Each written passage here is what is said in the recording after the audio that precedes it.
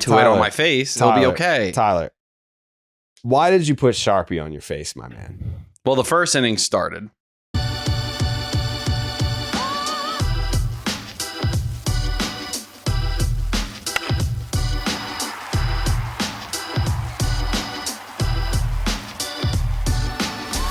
What's up and welcome back to the Section 10 Podcast, episode 584, presented by Underdog Fantasy. It is the home of your 87-72 second wild card holding Boston Red Sox. My name is Jared Carabas, and I am a certified G and a bona fide stud, and you can't teach that. And this right here, this is Coley Mick, and he's 7 foot tall, and you can't teach that. And this right here, this is Tyler Milliken, and he killed his dog Bullet, and you can't teach that. Bada boom. Realest guys in the room. Steve, how you doing? Ooh, what up, Section 10 in the building? In the motherfucking building. Brewed by Blue Moon. Suck one. Produced by Jake Yazzie. Fuck yeah. Section10merch.com is where you're going to get all your Section 10 merch. Boy, do we have a show for you this evening. I bet you thought that this was going to be an okay boom pod. It's not. It's not. And you know what? Let me tell you why. I'll explain one thing. Because the Red Sox, this weekend at Fenway Park, they just got to win one. They just have to win one game, or the Astros just have to lose one game. Okay? Are we tempting the baseball gods by saying this out loud? No. Because we're all saying it out loud. We all know what's in front of us, the circumstances. Jake, one more time, please. We all know what lies in front of us this weekend at Fenway Park, okay? I'll be there for all three. Steve, you be there for all three? All three. All three. Jake, will you be there for all three? First two, baby. First two for Jake. Cole, you'll be there on Saturday? If it's a clincher, yeah. Cole, you'll be there on Saturday. T, you won't be there at all, right? Nope, digital deadline. All right, digital deadline. But you know what? Everyone knows what that means. Jake, one more time. The Red Sox are going home to wrap this shit up. It was never going to be easy. It was never supposed to be easy. Nothing about this season has been easy. There's been injuries. There's been guys that should have been called up that weren't. There's been guys that did get called up that you banished to Siberia for the rest of the season. One more time, Jake. I'm sorry about that. There's been guys you called up that got hurt that we won't see again. There's been guys you called up that were literal MVPs, got hurt, and we don't know if we're going to see them again. Wow. What a conflict. But at the end of the day, when the folks said that the Sox were going to fold in September, they started chipping away. They started chipping away. They started winning baseball games. I'm sorry, Jake. It's going to have to be one more time. They started winning baseball games. They took this series from the Toronto Blue Jays. There will be catch-up on the program tonight. And they're going home to play a Detroit Tigers team that, yeah, they have something to fight for, but so do we. And Fenway Park is a ballpark that the Red Sox have done a damn good job protecting that home field all season long. And just because, shut the fuck up, T. And just because, now you got to make me to ask Jake one more time. Sorry. And just because they don't have Roman Anthony, that doesn't mean that guys like Carlos Narvaez have given up. That doesn't mean guys like Masataka Yoshida have given up. That doesn't mean guys like Wilyer Abreu have given up, because he's back. And he's back big, tossing guys out from fucking right field to end baseball games. All right? Garrett Crochet did his job.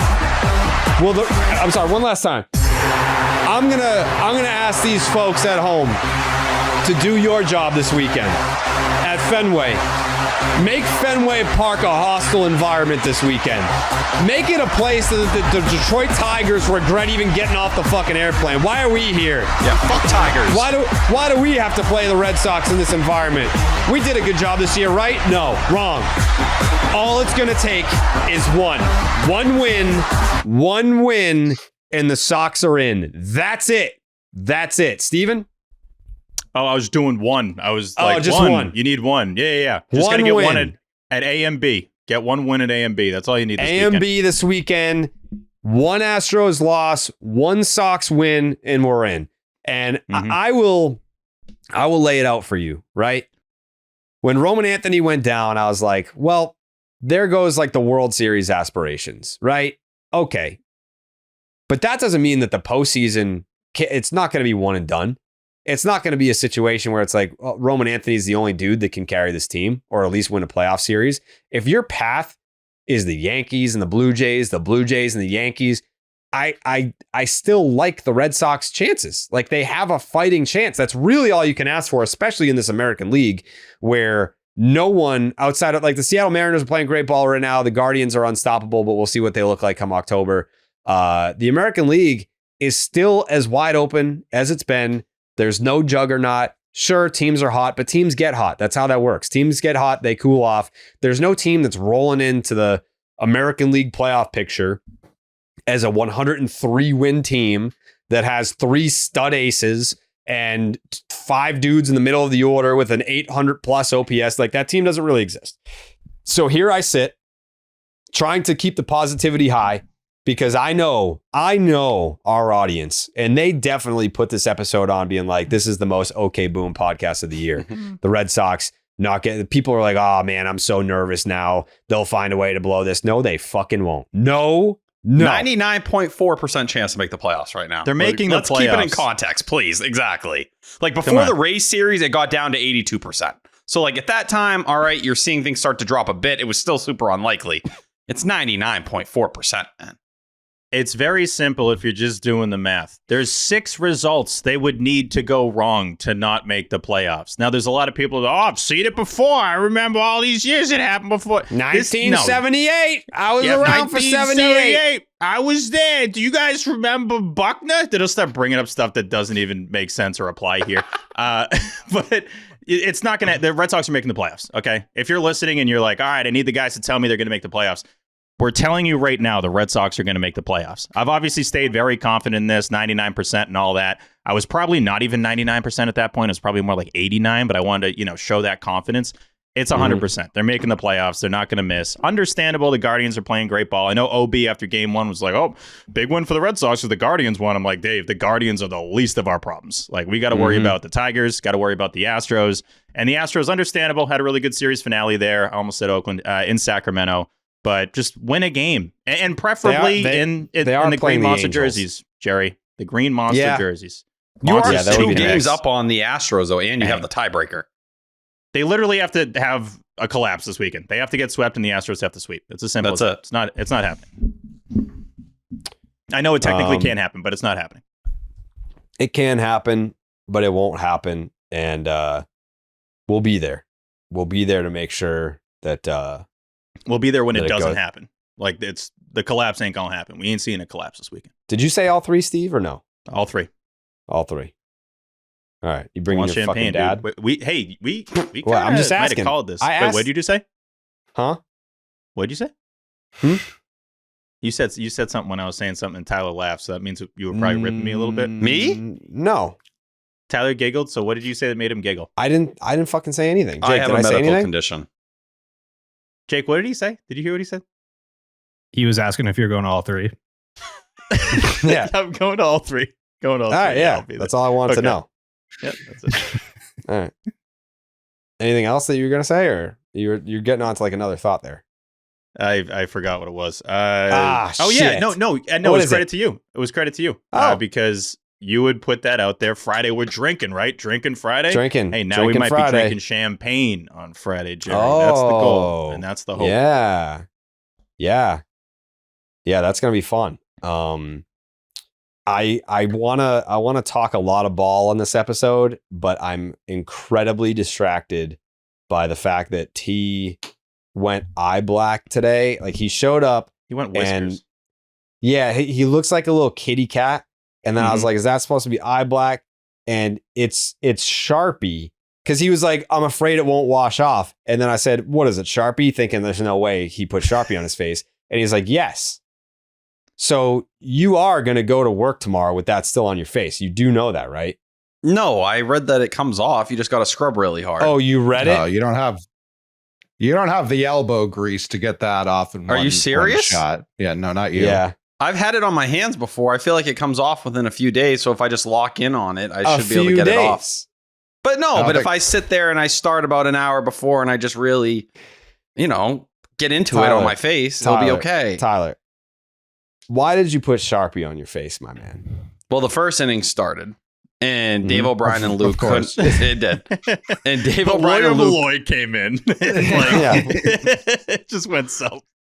I sat down. I was like, tonight could be the night. Obviously, it wasn't. But Dave O'Brien and Lou were feeling it a little bit in the first inning. And Alex Bregman comes to the plate and he has eye black on his face. And they go, I don't think I've ever seen Alex Bregman with eye black. So I start going on Google and I'm typing in Alex Bregman eye black and I'm seeing things from his rookie season in Houston. I'm like, oh, damn, that is a pretty big deal. And then they start going to everyone in the dugout. Everyone has it except Masataka Yoshida. And I'm like, you know what? I'll join the boys. So I went downstairs and I snuck into my mom's work bag and I took a Sharpie out of it because I didn't know, I really don't know what eye black is made out of, honestly. And then I went and started drawing on my face. Some people could tell when I made the post that I had tested it out on my hand. I wanted to make sure it was a good Sharpie. It was nice and wet. Because it'd be lame if I did it on my face and it was dried out and you could tell. Nothing lame about this. No. So I drew it. Nice And the only thing I really regret is that I didn't do squiggles underneath it. I will say this, T. I respect the effort and the dedication and all that. But there's actual eye black. You didn't have to go Sharpie there, but I do respect, you. How would I have known? Something. Also, getting eye black at night, it feels like a non-easy thing to do. What are you going to Dick's during the game? I don't know. I don't think we have a Dick's in Wareham. Can you get eye black delivered? If you look you deeper in your mom's bag, your mom's bag, I'm sure she had something in there to make you black. Maybe, potentially. But I do know when I walked up to her room because I returned the Sharpie afterwards, she gave me a very, very stern look and did not say anything as I exited her room. It's got to be a wild ride being T's mom. She gave me a big spanking when I walked in with that. She just looked very, very disappointed, more disappointed than usual. She asked me to close the door when I left, which is never a good sign. She cried. She after you shut the door. Silently wept. She put 2 and 2 together so fast, and she said, "This fucking idiot just drew on his face." I tried to step up and be the guy tonight. I tried to be like, you know what? This team needs something to get them going. Clearly we talk about Chris Sale. Steve, can you shut the fuck up for a minute? Oh, Jesus Christ. Wait. Whoa. We haven't got that since last season. I'm sorry. Wow. Steve, I apologize. No, I actually like that. You went a whole season without doing it. It's good for the last series. That's I'm getting very concerned that this is leaking into my bloodstream by the moment. Shut the fuck up real quick? The way everyone's talking, it's like I don't have much time. So I'm going to speak as if I don't have much time right now. But I tried to step up and put the team on my fucking back tonight. Sometimes you have David Ortiz losing his mind in the dugout or Chris Sale. Tyler Milliken tries to do that, and that's the kind of fucking response I get. Justin Wilson throwing the worst 0-2 pitch I've ever seen in my fucking life. Are you fucking kidding me to embarrass me like that? I mean, what about your pals? Justin Wilson wasn't part of the Eye Black boys. They didn't do fucking shit. And why didn't they Trevor tell Story's Masa? rocking that eye black and just Why didn't they tell refusing to throw Masa? to first? What they leave out the hottest hitter on the planet? What the fuck is wrong with these people? I They think can't do Moss is anything too right. good for the eye black. I honestly don't think believe he that. loves doing the stuff the team does, but I'm not even saying that in a negative way. Even when he gets to second, he goes, he does the wings, he does the camera. He doesn't really want to do it. I think Moss is just I'm going to stick with my routine. Not even nothing against him. That's just who he is. I think and honestly, you want him to stick with his routine right now. Fuck all of you. Do you not understand what you guys did to me? Oh, of course. Also, I don't disagree with him. Why are we just doing eye black now? Things are going so good. We had the movie clip thing going with Breggy. They were 4-0. Why are we mixing it up? Don't bring in some new thing right now. I honestly, the second they showed that, I was upset. I was a little upset. I'm like, I don't know. I don't know if they get this one. And then I saw T look like he's going to the, performance at Cats or something. I'm like, this isn't going to work. Yeah. This isn't going to play. You look like a little kid who made his parents go to the face paint booth and then got antsy and had to pee right after he sat down. 100%. He's trying to be a cat, but didn't have time for 4 more whiskers, and it ended up like this. It might just be the camera angle. I don't know. I feel like it really plays in person. Do you know that So thin. Have you ever Thank watched or seen a player put eye black on? Like it's never like a thin line. No, I used to ask my dad to buy it growing up, and he said, "You're not good enough for that." So I did not. I did not go and get it. He cooked, I fear. Yeah, he's getting a good point. The backup catcher is not allowed to wear eye black. Yeah, you're not an eye black guy, son. I'm sorry. Yeah. I'm sorry. I want to son. cry. Son, I hate to be the one to tell you, but it's not you. You're just you can't not put that on very your good. face. You just can't put that on your face. No, it would be an embarrassment No to me and the eye whole black. No sunflower seeds. No bubble gum. I just wanted it so bad. family. Yeah. No. No, son. Son. Hey, over here, son. No, son. No. He's Japanese, Dad. My mom's Honestly, black, I my wouldn't be dad's surprised Japanese. if he just told us that. He'd be like, "By the way, my dad was Japanese." Like, I wouldn't be Yeah, I'd stunned. be like, yeah, that checks out. Yeah. No, son. No. Yeah. Before we missed all the good stuff. T before the podcast even started, I was like, hey, good news, bad news. Hey. I was like, the good news is, hey, I was like, we got 7 ad reads on the show tonight. I was like, but I pre-recorded 3 of them that we're going to drop into the podcast, for time purposes. And then he went and looked. And how did you pronounce the steak company? Ohama. Yeah. And he did the thing that T does that I love, where he'll say something that's, incorrect, but he'll say it with confidence, which is always good. Like, if you're going to be wrong in this life, lean into do it proudly. Yeah, exactly. Right. Ohama Yeah. steaks. Ohama.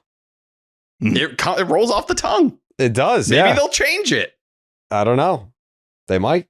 Who knows? But yeah, at some point we're going to talk about steaks. I'm gonna need It's not 10% gonna be off right the top if that is going to happen. I just want to put that out there first now. and I think you foremost should for the start your lawyers. own competing steak company called Ohama. Ohama. Is steak only cow? I'm sorry. If I kill other animals and like dice it into meat, is that still steak? I don't think you could like kill a rooster and be like, babe, you want some steak tonight? Just has to be red.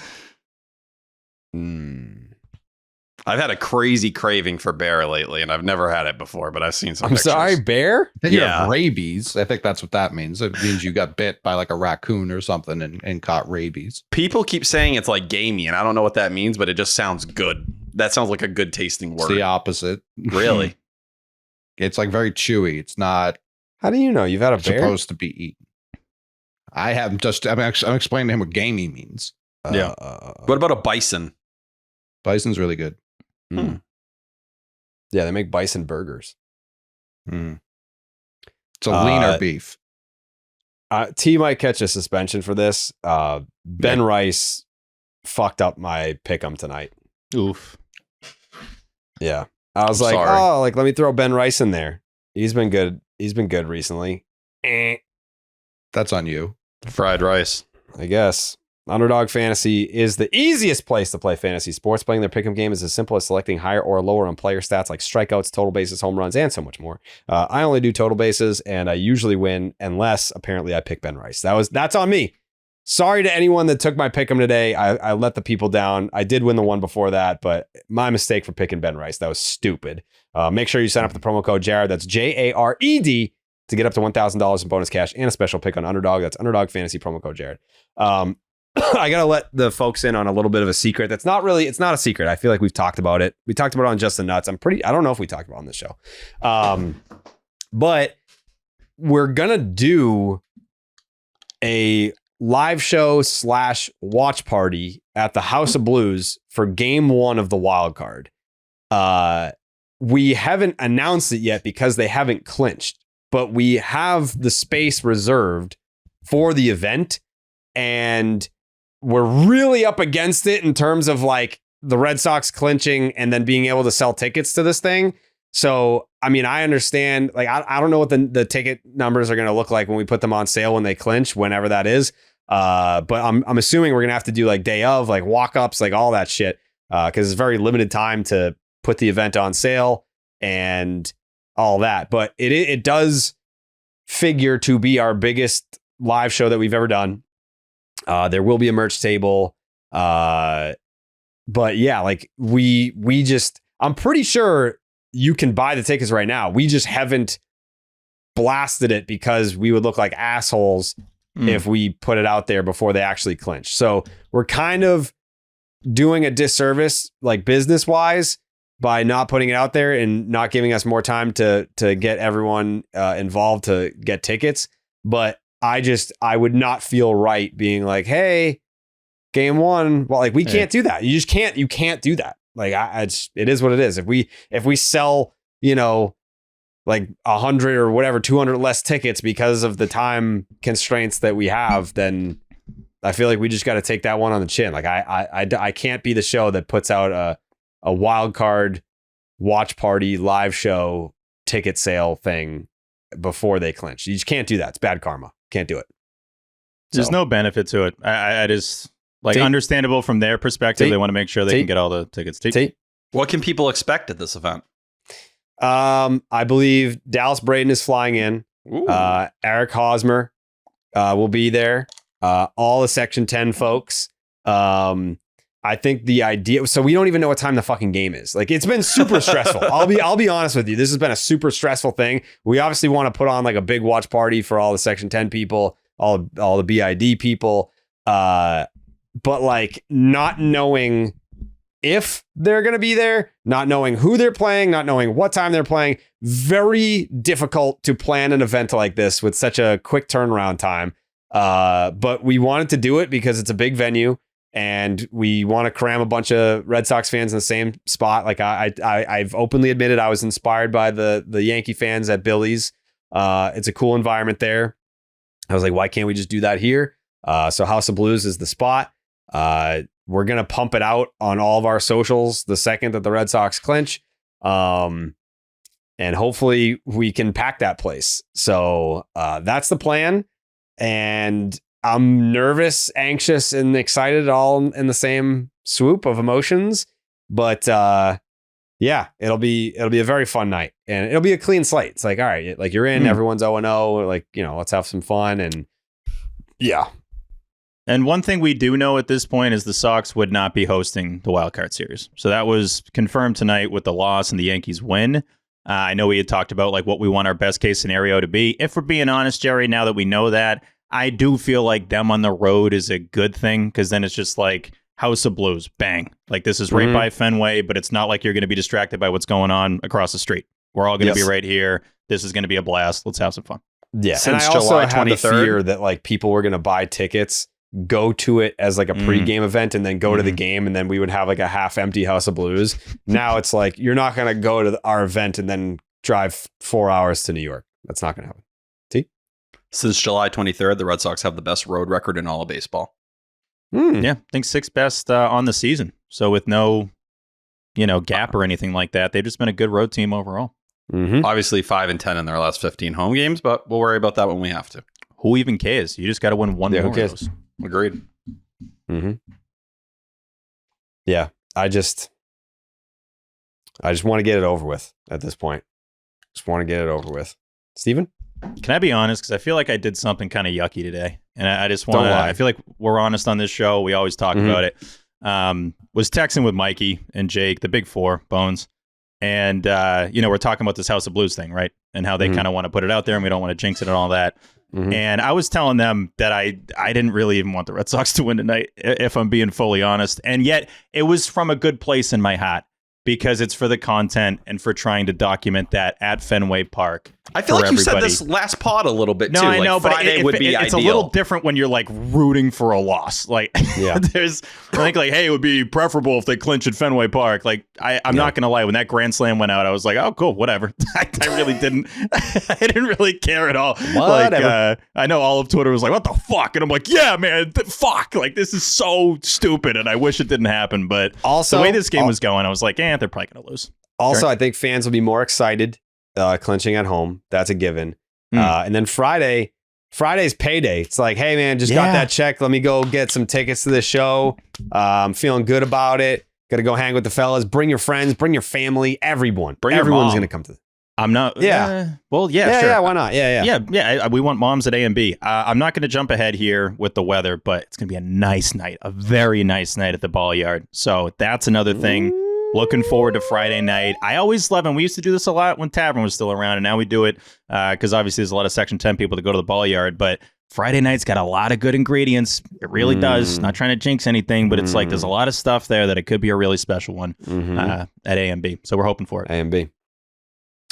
So we do have the press passes, which means that we'll be able to go to BP.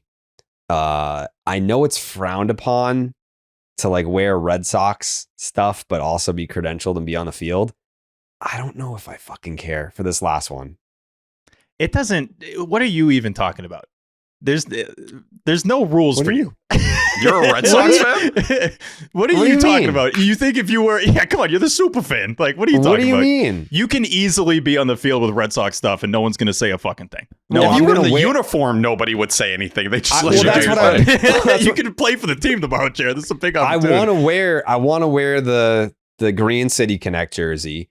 It's like, I don't know if they're like on the field taking BP and I'm just standing there in the fucking uniform that they're about to put on. They're going to be like, this fucking guy. Well, the uniform's a little different. I think when you wore the hoodie, the City Connect hoodie, it's like, yeah, we're all. Well, judging, I didn't look at the weather, but judging by your little tease there, it's going to be a little. See? So like, that's not hoodie weather. I was rooting for like 68 and then it goes down to like 63 or something like that. But it's not going to be like that, unfortunately. What's it going to go down to? Like 67.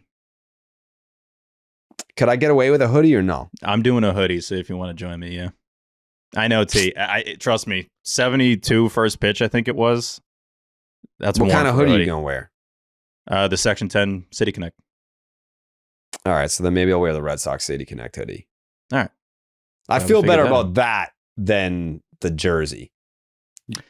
Jersey's a little different. If you were wearing the jersey that they're wearing, I see what you're saying. It looks like you're about to play for the Sox. Right. Like, again, like I'm not above wearing the jersey. Like I've worn jerseys to Fenway this year, but if I'm going to be on the field before the game, I can't be like, sup, Skip, wearing my hat on the lineup card.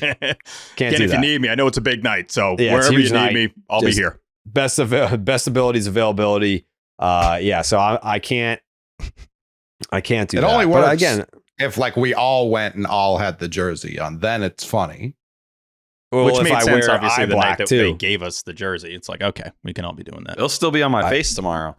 I have to. I bet you I have eye black within reach of me right here. What is wrong with you? You had it? Was he going to bring it to your house, T? Jared usually knows what I need without me having to say it.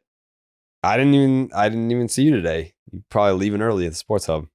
Leaving early? I left at 2:25. Yeah. 2:20. I could have brought you eye black today if that was going to be the play, but I had no idea they were about to show up and do this. It is what it is, brother. You know, shit happens. Who cares? I'm just excited for this weekend. Mm-hmm. I am. I think it's like I'm not gonna Stevie P guarantee anything because I feel like that would be foolish. But there's a lot riding. There's a lot riding on the series. Cole, you're shaking your head. What do you think? Yeah, it sounds like for people who keep calling it 100%, there's a lot of cowardice being attached to it. Are you a 100% guy? If my thought is, it like last episode we said how it wasn't 2011 bad, it now would be worse if they couldn't win one game over the last 3 at home. They just need to win one to get in. I do fear this would be, the collapse itself wouldn't be worse, but it would be worse that they couldn't get in given the path that they have in front of them.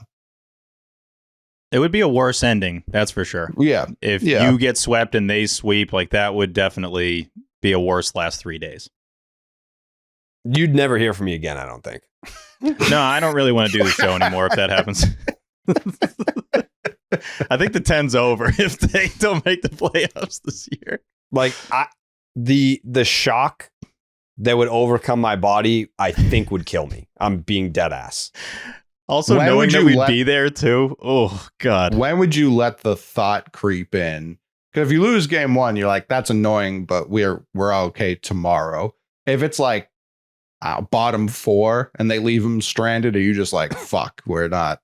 Like, I know what Fangraphs is going to have it at 99, even if they go into Sunday with just needing to win one or the Astros losing. So that doesn't really mean anything. Like, at what point would your asshole really be puckering? If Houston won the first 2, we lost the first 2, like going into Sunday, if it was like 4-0 in the second, then I think I would leave. There's no way that they would stay at the park, right? Let's say technically, or hypothetically rather, they lose on Friday. The Astros-Angels game starts at 9:30 Friday night. There's no way they're just like sticking around hoping that the Astros lose, right? I'd assume they just save on it the for mound, Saturday. game 162.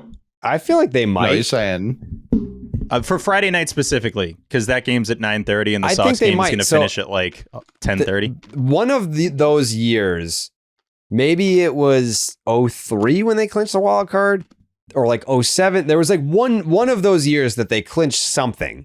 They needed to wait for someone to lose before they could get in. I honestly, you know what? It might have been 09. They fucking lost and then sat in the clubhouse and waited for someone else to lose, and then they Sounds popped about bottles. right. That'd be very 09. Yeah. But that could happen. I mean, there's a scenario where Red Sox lose that game Friday. It's like an hour into Astros Angels, and somebody like Trout's hit like a 3-run homer. They're up 5-1, and they just stick around for a couple hours to get drunk at midnight. Like, there's way worse things on a Friday. that would be think the worst if they got hammered in anticipation and then the Astros won and they're hungover for Saturday. That's easily the book for how this goes terribly. Saturday, they're just like throwing up on the field like we thought they were gonna win, dude. I don't know. I don't know. Just win Friday. It's not that complicated. Yeah. All I know is I'm going to be drinking Blue Moons when they clinch. Yeah. That's going to be my drink of choice. Born in a ballpark 30 years ago at the Sandlot Brewery in Denver, Colorado. No baseball date is complete without Blue Moon. Belgian White, Blue Moon's bold flavor, bright explosion of color, and iconic orange slice ritual guarantees a one-of-a-kind beer drinking experience year-round. And for those occasions that you want a lighter option, reach for Blue Moon Light and only 95 calories and 3.6 grams of carbs per 12-ounce serving. It's a refreshingly light beer alternative beer brewed with real tangerine peel. Looking for a great tasting non-alcoholic beer? Try Blue Moon Non-Alcoholic, still made with real Valencia orange peel and coriander, with just 80 calories. And shout out to the Section 10 fans that were at Fenway Park for Section 10 night, because Blue Moon was sold out on the deck that we were partying on in the fourth inning. Out of Blue Moons by the fourth inning up there. Inspired by the beer you already love and available year-round, a wheat beer from Blue Moon with exceptional taste and only 95 calories. Brightly brewed with real tangerine peel, tastes light and refreshing. Nothing compares to the great taste of a Blue Moon Light. Blue Moon, made brighter. Get Blue Moon Light delivered by visiting get.bluemoonbeer.com/Jared for delivery options. That is get.bluemoonbeer.com/Jared. Blue Moon, made brighter. Celebrate responsibly. Blue Moon Brewing Company, Golden, Colorado. Suck one. Oh, boy. Okay. Do we want to talk about the series a little bit? Of course, why not? Yeah, let's talk about the series a little bit. You know what? Since we're at the end here, it's second to last series of the season. It feels like all bets are off, and things are a little fucking weird recently. I want to start out of order, and I want to start with a clip that has, it's not a highlight, it's not game action. I love this. It's Will Fleming interviewing Carlos Narvaez after his big home run in the middle game of this 3-game set up in Toronto. It's about 3.5 minutes, so bear with us, but it is a phenomenal interview. And if you didn't love Carlos Narvaez before, you will love him now. And if you did love him before, you'll only love him more. Carlos, this has got to be the time of your life. You came over to the Red Sox. You have propelled so many great things this season. Garrett Crochet is about to walk past you. You caught yet another dominant performance from him. What's it like to be part of this ride? Oh my gosh, I feel proud, bro, to be honest. If I look back 1 year ago, like I wasn't expecting anything like this. So feel proud of myself, just super happy being around these guys. You know what I mean? Like having this guy. I just see, let's go, baby. I just see Crochet right now. But you can tell us, let's go, baby, too. It's all good. No, he was amazing, bro. Crochet is amazing. Not only tonight, like the whole year. Yep. He haven't missed an outing. Always dominate. Like when he's on his bat, he give you 5 innings strong. You know what I mean? So it's like he's such a proud, being behind the plate for him. I mean, like, we need this game. We need every game, to be honest, but this was a big one. Carlos, you just mentioned Garrett Crochet. 32 starts this year, first in all of baseball in innings and strikeouts. From your time working with him this year, what have you appreciated most about Garrett Crochet? Oh my God, he gave you the 200% every night, bro. Like, it's been amazing. Like, it is still at this point of the year, how many innings he got, I don't know, but like, it's still throwing gas. Everything is in shape. He's super prepared. You gotta be on the same page with him every time. You know what I mean? Like, our relationship is great. So I just, you know what I mean, like, so proud being with him, being with all this pitching stuff. He's been amazing the whole year. So I'm pumped, bro. Pumped. Like, this is gonna be awesome next 4 games and hopefully the postseason. Not hopefully anymore. You guys are inching closer. By the way, you do such a good job, Carlos, of deflecting credit and talking about your pitchers and your teammates. I love that you just said you're proud of yourself, because I think Red Sox Nation is proud of you. And can you just take me back a little bit? Because what a ride this has been. I mean, you have been an essential part of this team. Can you just sit here tonight in Toronto? You hit a home run that decides a game in a playoff push. What it means to you to do this for yourself? Bro, I got cheese right now. I barely can talk. It's been a long ride, bro. I don't know. It's been amazing. Every journey is tough, but my one is it's been tough one. Like I said, just feel proud to be in this group, to competing at this level and making, getting closer to the postseason. I just gotta thank God. Feel proud every night, every time I put my jersey on. So gotta keep going. You do not ever have to apologize, ever. I mean, look, from the moment you showed up in spring training, Carlos, you've been a light of sunshine into this entire group. And it's been so fun to watch this journey for you.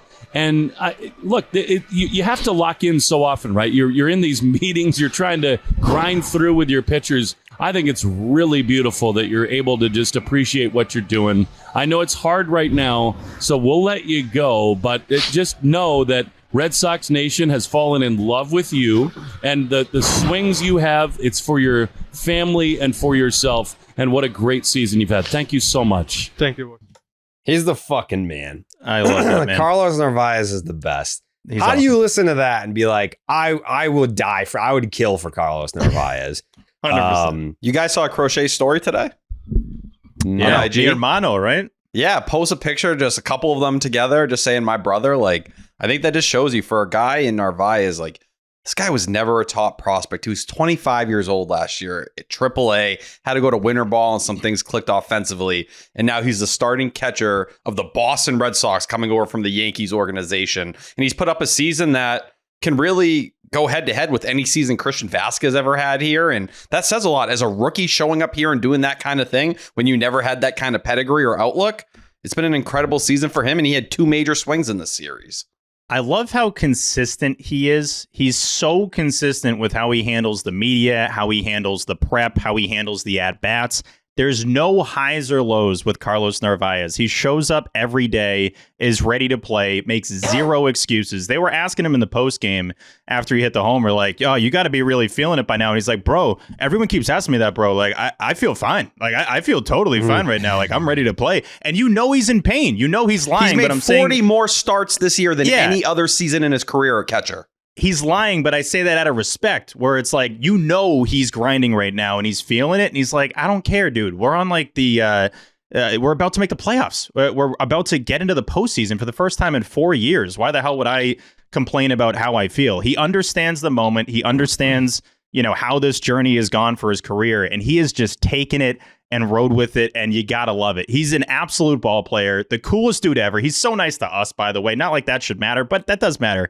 Like, anytime we're down there, "What's up, bro? What's going on, bro?" Catching up. Like, he's following all the stuff we're posted on Section 10, and he loves it, and like keeps note of what we're putting on there. He's like, "Oh, you guys saw my home run and reacted so funny, bro." I'm like, this guy is the man. He's the absolute man. None of us saw this coming, obviously. Like, no one thought that he'd take over a leadership role like Tech did. We're calling him the captain, and it's not even really a joke anymore. Like, he is the captain of the team.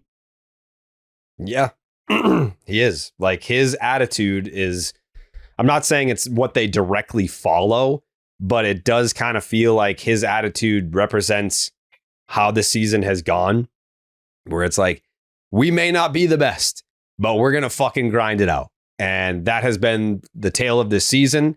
May not be the best team in the division, may not be the best team in the league, but we're going to fucking grind it out. We're going to get it done. And I mean, even that at bat in the middle game, even though it's like, he's got like a 700 OPS. He's hitting like, low 200s. 100 OPS plus for the season. Right. A league average bat. But he has a feel for the moment.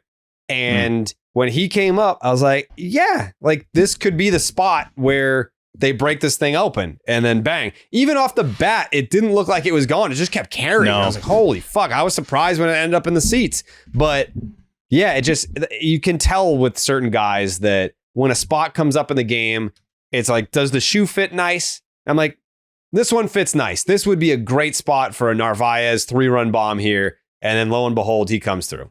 We've talked about this in the past, and I think you've mentioned it, Jerry, but you never quite know how much these guys like really care about the city. Like, that they want to win and all that, and that they, care about making money and all that. But like, Narvaez makes it so clear that he's so thankful for this fan base and what they give him. And for Will, I think Will was, per usual, perfect in that interview. Like, for him to just give it right back and be like, dude, you need to know how much you matter here and how much you've made this season more enjoyable. The way that he like answers the questions, the way that he carries himself, we can't make a big enough deal out of it. Like, this is a guy that we didn't expect any of this from. And all of a sudden, he's this like Yadier Molina for this team. It's like out of nowhere, dude, out of literally nowhere. The stuff that he's been able to provide this year is, you can't put a price tag on it. You really can't. He's going to finish this year throwing out more runners than any other catcher in the entire sport. He's at 32 right now. JT Realmuto's at 28. Like, that's what he showed up and did as a rookie. And yes, with a lot of playing time, but it's been split up at different points. And you even look at the other defensive metrics. He's 80th percentile better in blocks above average, caught stealing above average, framing, pop time. Like, when you have such an emphasis on pitching, such an important part of that is the catcher back there and how they're able to operate and work with a lot of these pitchers. And I think we saw certain struggles at times that, we related to Connor Wong and framing and all these different things.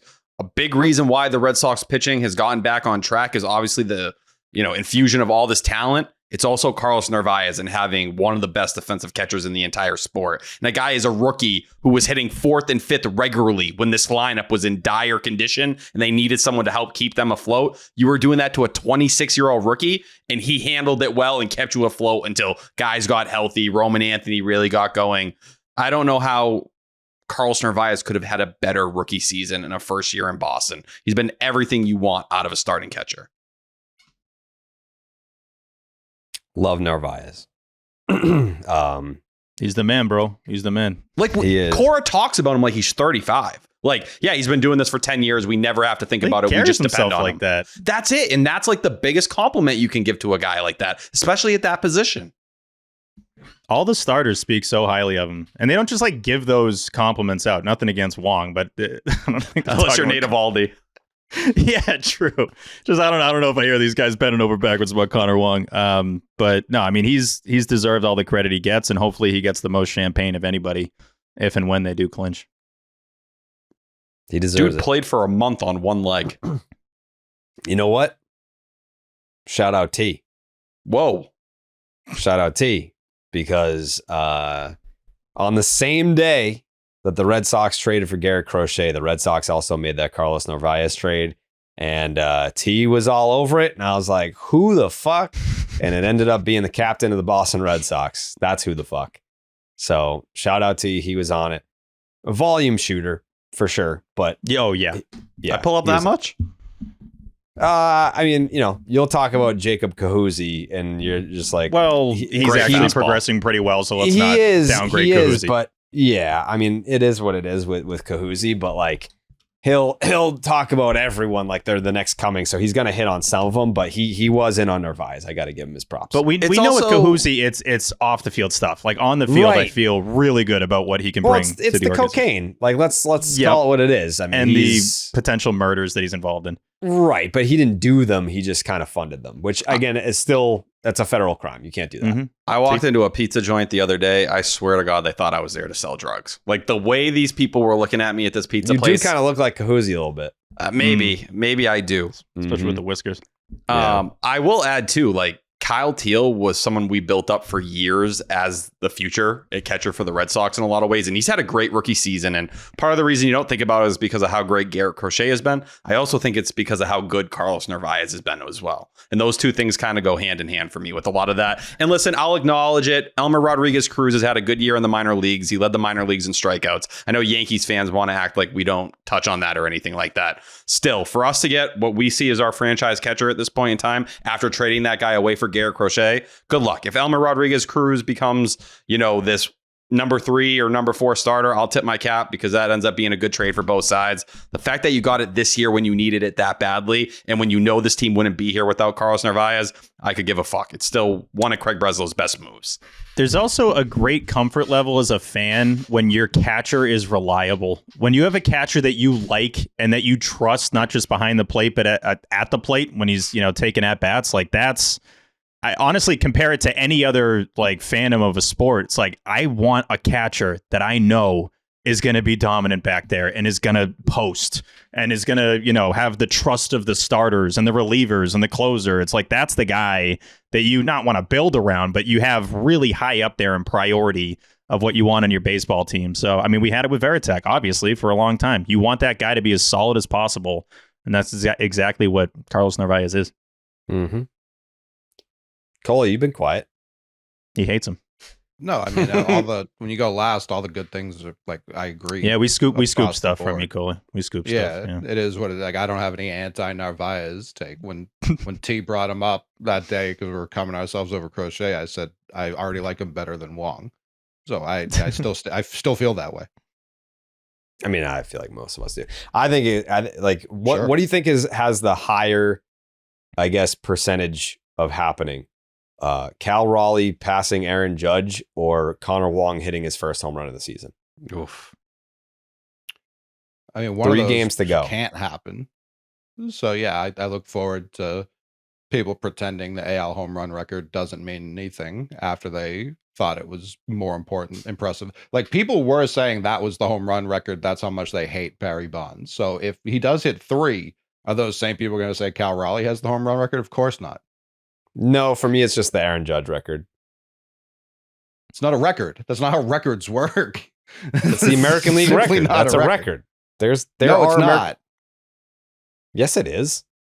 It's not. Yes, it is. What do you mean it's not?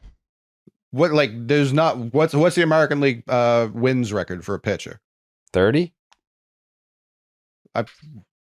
For a career?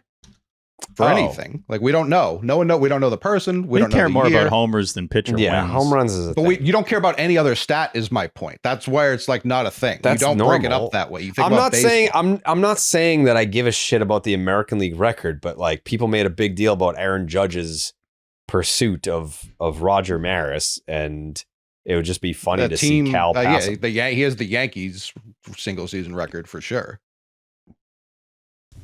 Don't you think there's not enough discussion, just as a side note here, but kind of on the same topic, about Cal Raleigh passing Aaron Judge? I feel like it was so much for him to just get, but I'm not even saying that like they're downgrading the record thing. I just think there was a lot of talk about Judge doing it. And now it was Cal Raleigh getting to 60. I'm like, you guys know that there's still 3 games left. He can easily hit 3 homers in 3 games. Correct. Because they're admitting out loud it's not a thing. It was never a thing. I'm disagreeing, but like, I don't know why. Like, I'm disagreeing. I think part of it is Judge's like what he represents in baseball today as a member of the New York Yankees, all that. Like, seeing Cal Raleigh hanging out in Seattle like he does, I think at this point in time, maybe if it was 20 years ago, it'd be a little bit different. But with what baseball takes up as a space, you see it with the Yankees and Dodgers, the Otanis of the world. It's just a different level compared to essentially everything else in the sport. And then it had been 61 years since Maris, so that's probably it too, where it just happened 3 years ago. But I don't know. I feel like there should be a little more attention to it. But agreed. Because it's not, if it were 72, people would be locked in. Yeah, it would be a different level. I just think everyone kind of acknowledges that that's just probably not going to happen in our life. When Trae Young hits his like 303 of the year, they're not like, and he's got it, the Eastern Conference 3-point record. It's not a thing. That's not a thing in any sport ever. To pretend like it was just for home runs, not whip, not fucking strikeouts, nothing. We love ding-dongs. It's not a thing. It's a team record. It's a Yankees team record. Take the long ball, bro. It's an American League record. It's not even as like Sosa had more, right? Yeah, Sosa was on the National McGuire. League. Yeah, Like, it's National not, League. It's not one of like the 5 biggest seasons we've seen in this millennium. So I that's where it's like, agree. who gives a Yeah, right fuck? now he's 9th all time, and he's tied What, with 2 Babe Raleigh? Ruth seasons. Yes. Yeah. Which is crazy. Cal Raleigh's tied with Babe Ruth's best home run season. Like Why say that's it like It's that? wild. crazy. Like everything Cal Raleigh's done this year is crazy. And those same people who pretended that that was a record of some sort, now they're backtracking, being like, well, no, he won that MVP because of his defense. The fuck you talking about? He won it because he got the most home runs in the league. That's why he won the MVP. That's why Cal Raleigh should win it by that same logic. People acting like Aaron Judge, who we see drop routine fly balls in the playoffs, is some all-time defender, is fucking insane. Well, it's also how much he's even played defense this year with the injuries he's dealt No, with. I'm even talking about when he won in what was it, okay. 22? Like, yep. he was obviously a fine defender, but he won every MVP he's ever won had 0.0% to do with his glove. 0.0. His 2022 defensive metrics were pretty damn good. And I if you're bet they going to were. count, if you're going to factor in defense, wouldn't Cal Raleigh's defense as a Yeah. platinum glove defender at the catching position matter more than Just a playing corner way outfield? more in the field. Yeah. You would think. Yeah. His defensive metrics are very interesting this year, even though I do look at catcher and anything you do there deserves such a massive boost to, how you're compared to other players overall. I think he's 1 DRS this year. His blocks above average has been weirdly low. It's 1 DRS and 60 HR, brother. I was going to say, offensive runs added. 60 And he's what, HR. 2/3? He's 2/3 of the Triple Crown. Like, these things matter to me. I remember when people lost their shit when Miguel Cabrera won MVP over a young Mike Trout because he won the Triple Crown. But Mike Trout won the war, and it's That like, was it's big. not highest war award. That's not what the MVP is. Cal Raleigh, like the Mariners historically suck ass. They're not a good franchise. They have nothing. They have a lot of cool players who did absolutely nothing. Most of them known outside of like one of them for things they did on other teams. They waste careers. Cal Raleigh doing this is one of the most impressive things I've ever seen, considering where he fucking plays and the position he plays. Like, what is anyone talking about with this MVP race? I have no idea. I've never been more confused in my life. I do think Fangraphs War does a way better depiction of it too, because like you look at like B War and they don't include like catcher framing, which is one of the best things that Cal Raleigh does. When he's out there and winning that platinum glove, that's what he gets it for. And like you look at Fangraphs, I think it's a 0.5 difference in WAR. You look at something like B War, it's like 2 wins almost. So I do think like when you look at Fangraphs' way of evaluating it, it paints a much clearer picture of why Cal Raleigh deserves to be discussed. Whether he's going to win, he probably still wouldn't be my pick, but I do think it's a very tight conversation. I am surprised that it never comes up with baseball about guys that have already won MVPs. And Cole, you'd know this better than me, but I feel like in the NBA, that's always held against guys that have won MVPs in terms of then winning more. But in baseball, that doesn't really seem to happen. Like, and I'm going to, part of my opinion is that I'm like, give it to somebody else. Like, I'm fine with a guy having the year of his life, getting the team a division title for the first time in 24 years, being the first catcher ever to hit 50 and 60 home runs at a position that's insanely demanding in a park that you don't really see a lot of people have huge home run seasons. I don't know. It just seems like there's a million boxes that he checks. And he's just like, and this shouldn't factor in at all, but this is like a Steve thing to say. He's just such a cool dude. Seems like the chillest dude ever, too. So it's like, let's factor the chill thing in there. Obviously, Aaron Judge, in my eyes, hasn't really done much wrong in his career, especially on like the off the field stuff. But I don't know. Just kind of feels like Cal Raleigh's award to win. I think he is favored right now to win it. He is. And I mean, I think Lamar was favored last year, and then he was named first team All Pro, and then he became the first person ever to he do got that. screwed. And, He got screwed. And that, I think, was a lot of voter fatigue. Like, it definitely does happen. And I do think some people will vote for Cal because of voter fatigue.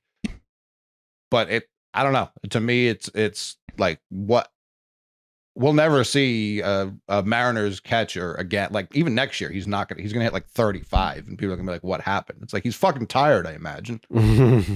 We're just not games in I the think he's fucking gassed. sport, They cracked the code, dude.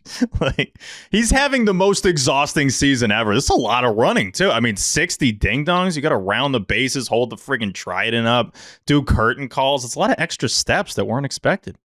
You talked to his family, right? At All-Star, they also seem like the coolest people ever. They all look like Cal Raleigh.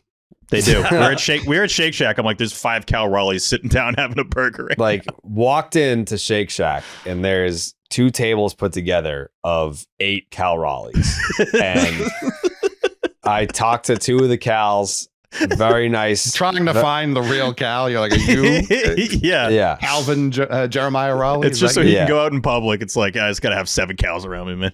Yeah. Like his cousins, his brothers, like they all look like Cal Raleigh. So all very nice people, very nice family. Enjoyed talking to them. Shout them out. Mm-hmm. But what was the Tuesday game? What am I missing? Giolito. And yeah. Giolito, Right. It was not pretty. Mm-mm. It wasn't pretty after the game. He admitted as such. He was like, I don't care. Like, what I got to do. He's like, I suck. I don't care. He said after the game, I don't fucking care. Like, agencies. I'm going to get a big deal. You guys suck. Yeah. He's like, I don't care what I got to do. As long as we win, it is what it is. Just want to pitch in the postseason. And, yeah, that was the Red Sox bullpen having to put it together. It was also like strangely, like it was almost too easy of a win for how ineffective, I guess, Giolito was. It's like I expected, like, all right, your starter goes 4 innings. You got to piece this together with the bullpen. This is going to get dicey. And then it just never did. The George Springer play, the like super fair. And then Giolito punching him out on a pitch that was 6 inches outside the zone right after that. Like, but it doesn't even happen if Trevor Story can fucking catch a baseball. Like, let's be 100% real. Well, he can't. See, what do you want? You can't throw it or catch it. What do you want from them? I just think both sides got rough. fucked at different moments in that game. I do. I was going to say that. So, on the subject of Trevor Story, you are not going to the postseason without the season that Trevor Story had for the Boston Red Sox this year. However, he has had some plays in the month of September that have directly led to losses, certainly have directly led to runs being scored. It like defensively, it's like, what the hell is going on? Even tonight, like the game was, I think this was when they loaded up the bases, but there was like a ball to Trevor Story. Yeah, threw it over to first base and throw is nowhere close.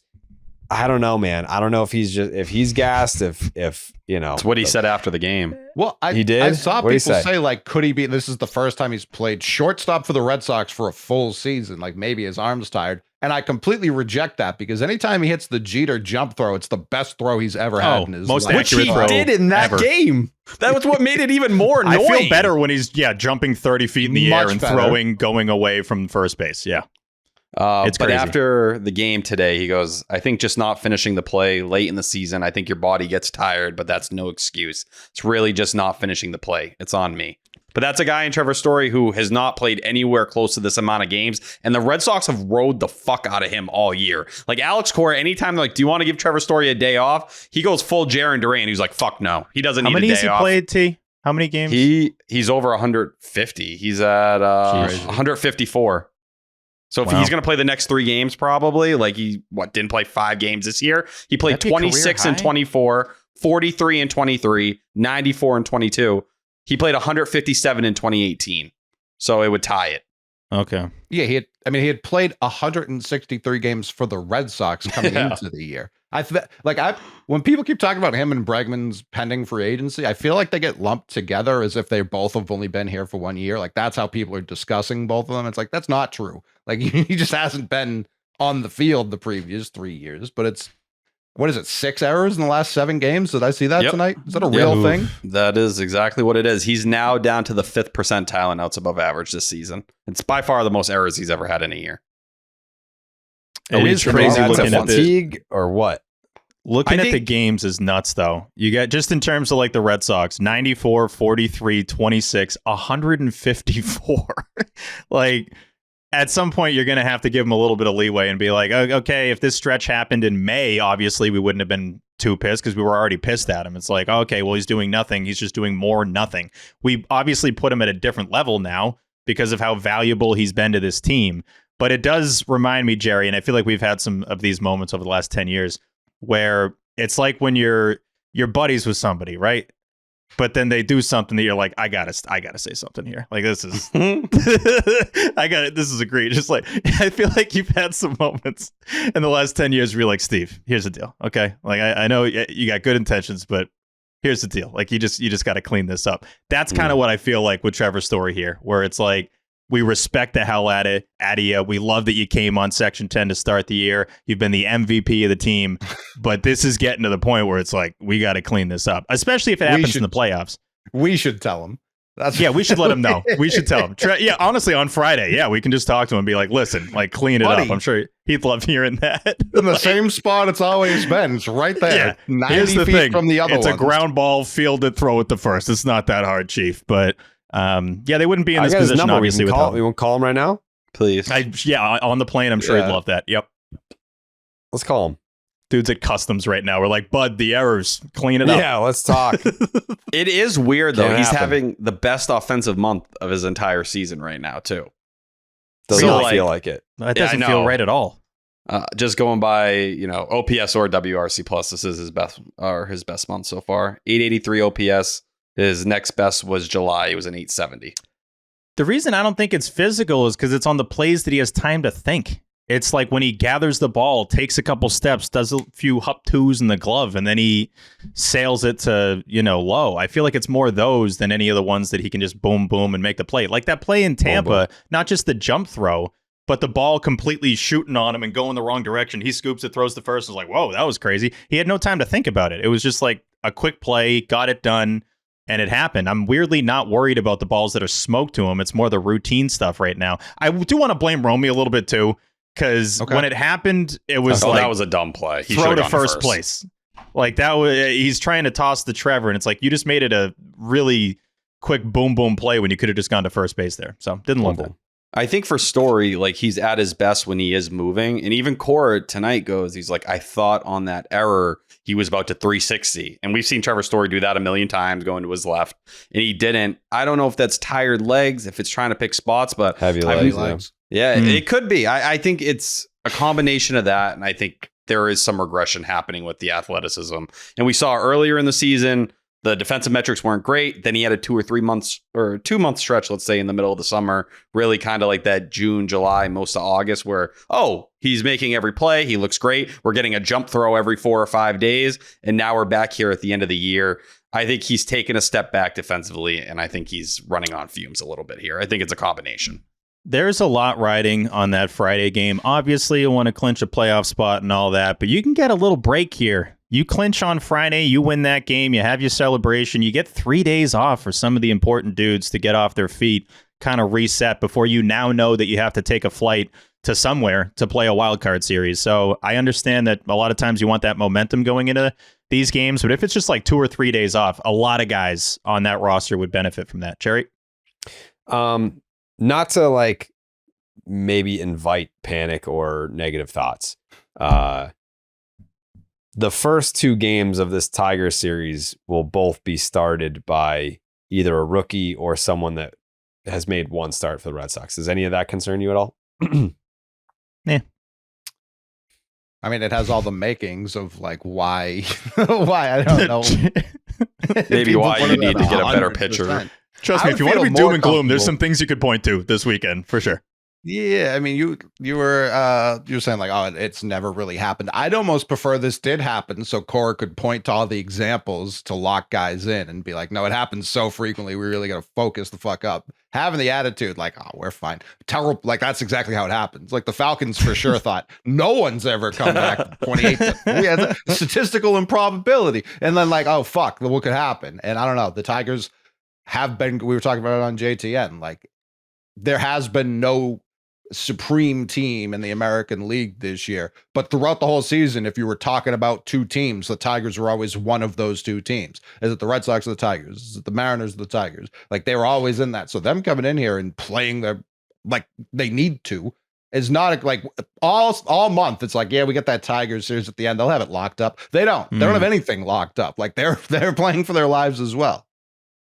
The shift between Friday and Saturday, if they lose and the Astros win on Friday, is going to be monumental. I think the difference in the vibes will be about as big as it possibly can be. Because I agree. I'm glad that Jerry didn't okay boom it. I do want to say that because I was a little worried that's how we were going to start. I think doing the intro was the right call.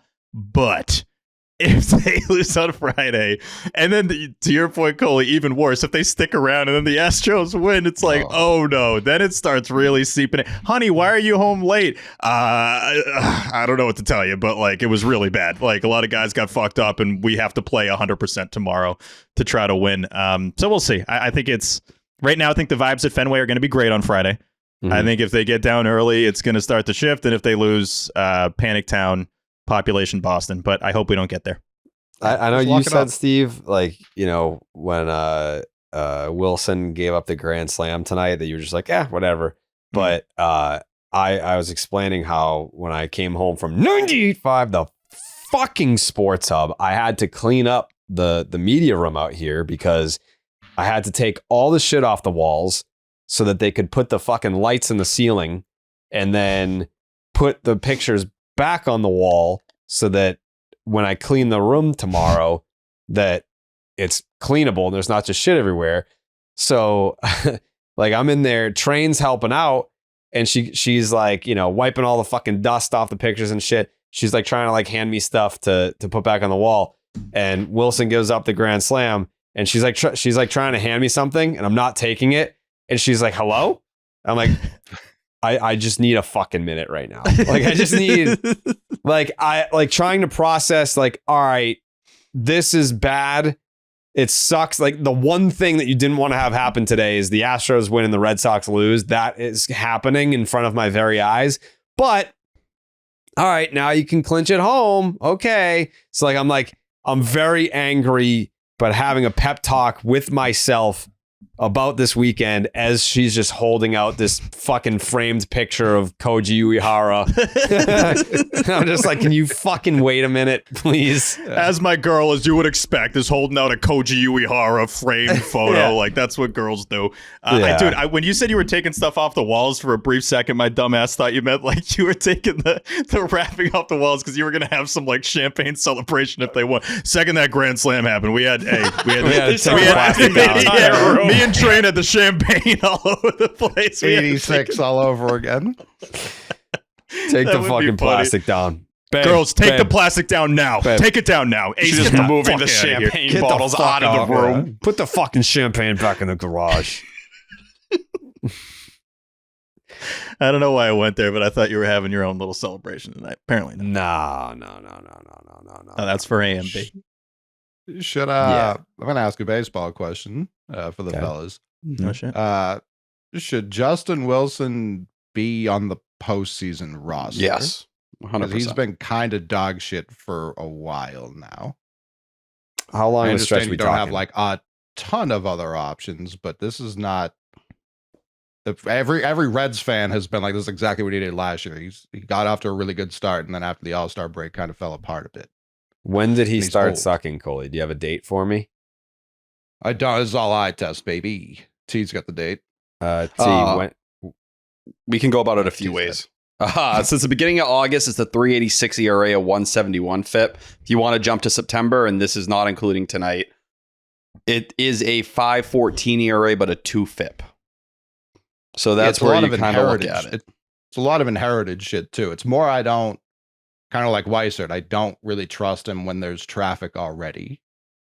He's had 2 outings this month before tonight where he'd given up 2 earned runs. It was one against the Yankees and a loss, and it was 2 earned against the Rays in that 6-3 win, which was right after Kyle Harrison came out of the game, right? Right. I don't think you have a better alternative. I think you need to realize what he is. He is your high leverage lefty. It's just there's really no one else that fits into that. Brennan Bernardino, like we haven't heard much since that whole lat situation happened. He had made like 4 days ago, they were like, it's gone. All symptoms of it are gone, but we didn't get a real timeline. After him, like what's the lefty you're going to depend on? It's probably why they were willing to try Tolley in the 9th inning yesterday. I don't think that was it. I think it's just something they're considering. I think it would be a, hey, high leverage spot. Hey. Can you step in here and give us something? And it didn't go great. But I think that's why they're kind of examining these options. So T obviously gave you propaganda, Coley. The last 7 appearances for Justin Wilson, 5 1/3 innings, 10.13 ERA, a 2.06 WHIP, a 5.23 FIP. Yeah, not good. Yeah. And he's old. What is he? 39? Like actually, or 37? One of those two? I think it's 37 that's this year. 100. Yep, 37. Yeah, I mean, If he's in his he 30s, talks he's about about to die. Yeah, Yeah. 35, like it's already in the crypt. So I can't imagine what 37 is. And like he's been good pretty much all season. It's been a really good year for him, man. 3 ERA, No doubt. 268. I'm so just bad saying, like, now. It just is what it is, I think. I think you got to ride it out. I just don't think you have better alternatives. I think it's more. I don't 7 know that hits and 5 Justin 1/3. Wilson is. I don't know that Justin Wilson's winning or losing you the first series, the 3 games. But if he could sit those 3 and you can advance, I think he'd be very fresh for the ALDS.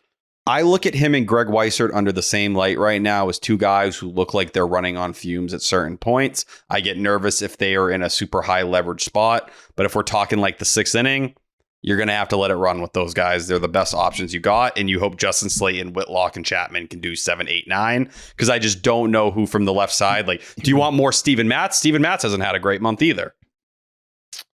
Yeah, but I do at this second trust him more. But you're right. He hasn't been lights out. So I think that's just where you get there. And it seems they like Matz for multi innings and they like Wilson, who for the most part, I know he got smoked by that lefty Dalton Varsho tonight on that horrendous pitch. But you see what he's done. We know he's a problem against righties. You're going to run into trouble. But lefties this year, it's a 493 OPS, 193 batting average. For sure. Good year. It's not an attack on the year. It's an attack on who he's been in September and like how's that going to. It's with the I think your concern's fair. I don't know what the alternative would be. And to your Tolley point, I think even last episode I said I would love to see him be Giolito's backpack because it's such a different look. It's the other side. It's velocity versus a guy just, trying to survive out there. Him coming in after Crochet is like, hey, you know how that guy was good? This guy's like him, but like a lot worse. So that's where it's like, I don't know that that's doing him any favors when they've already been seeing the best hard throwing lefty in the league versus like a rookie who could maybe one day be a really good hard throwing lefty.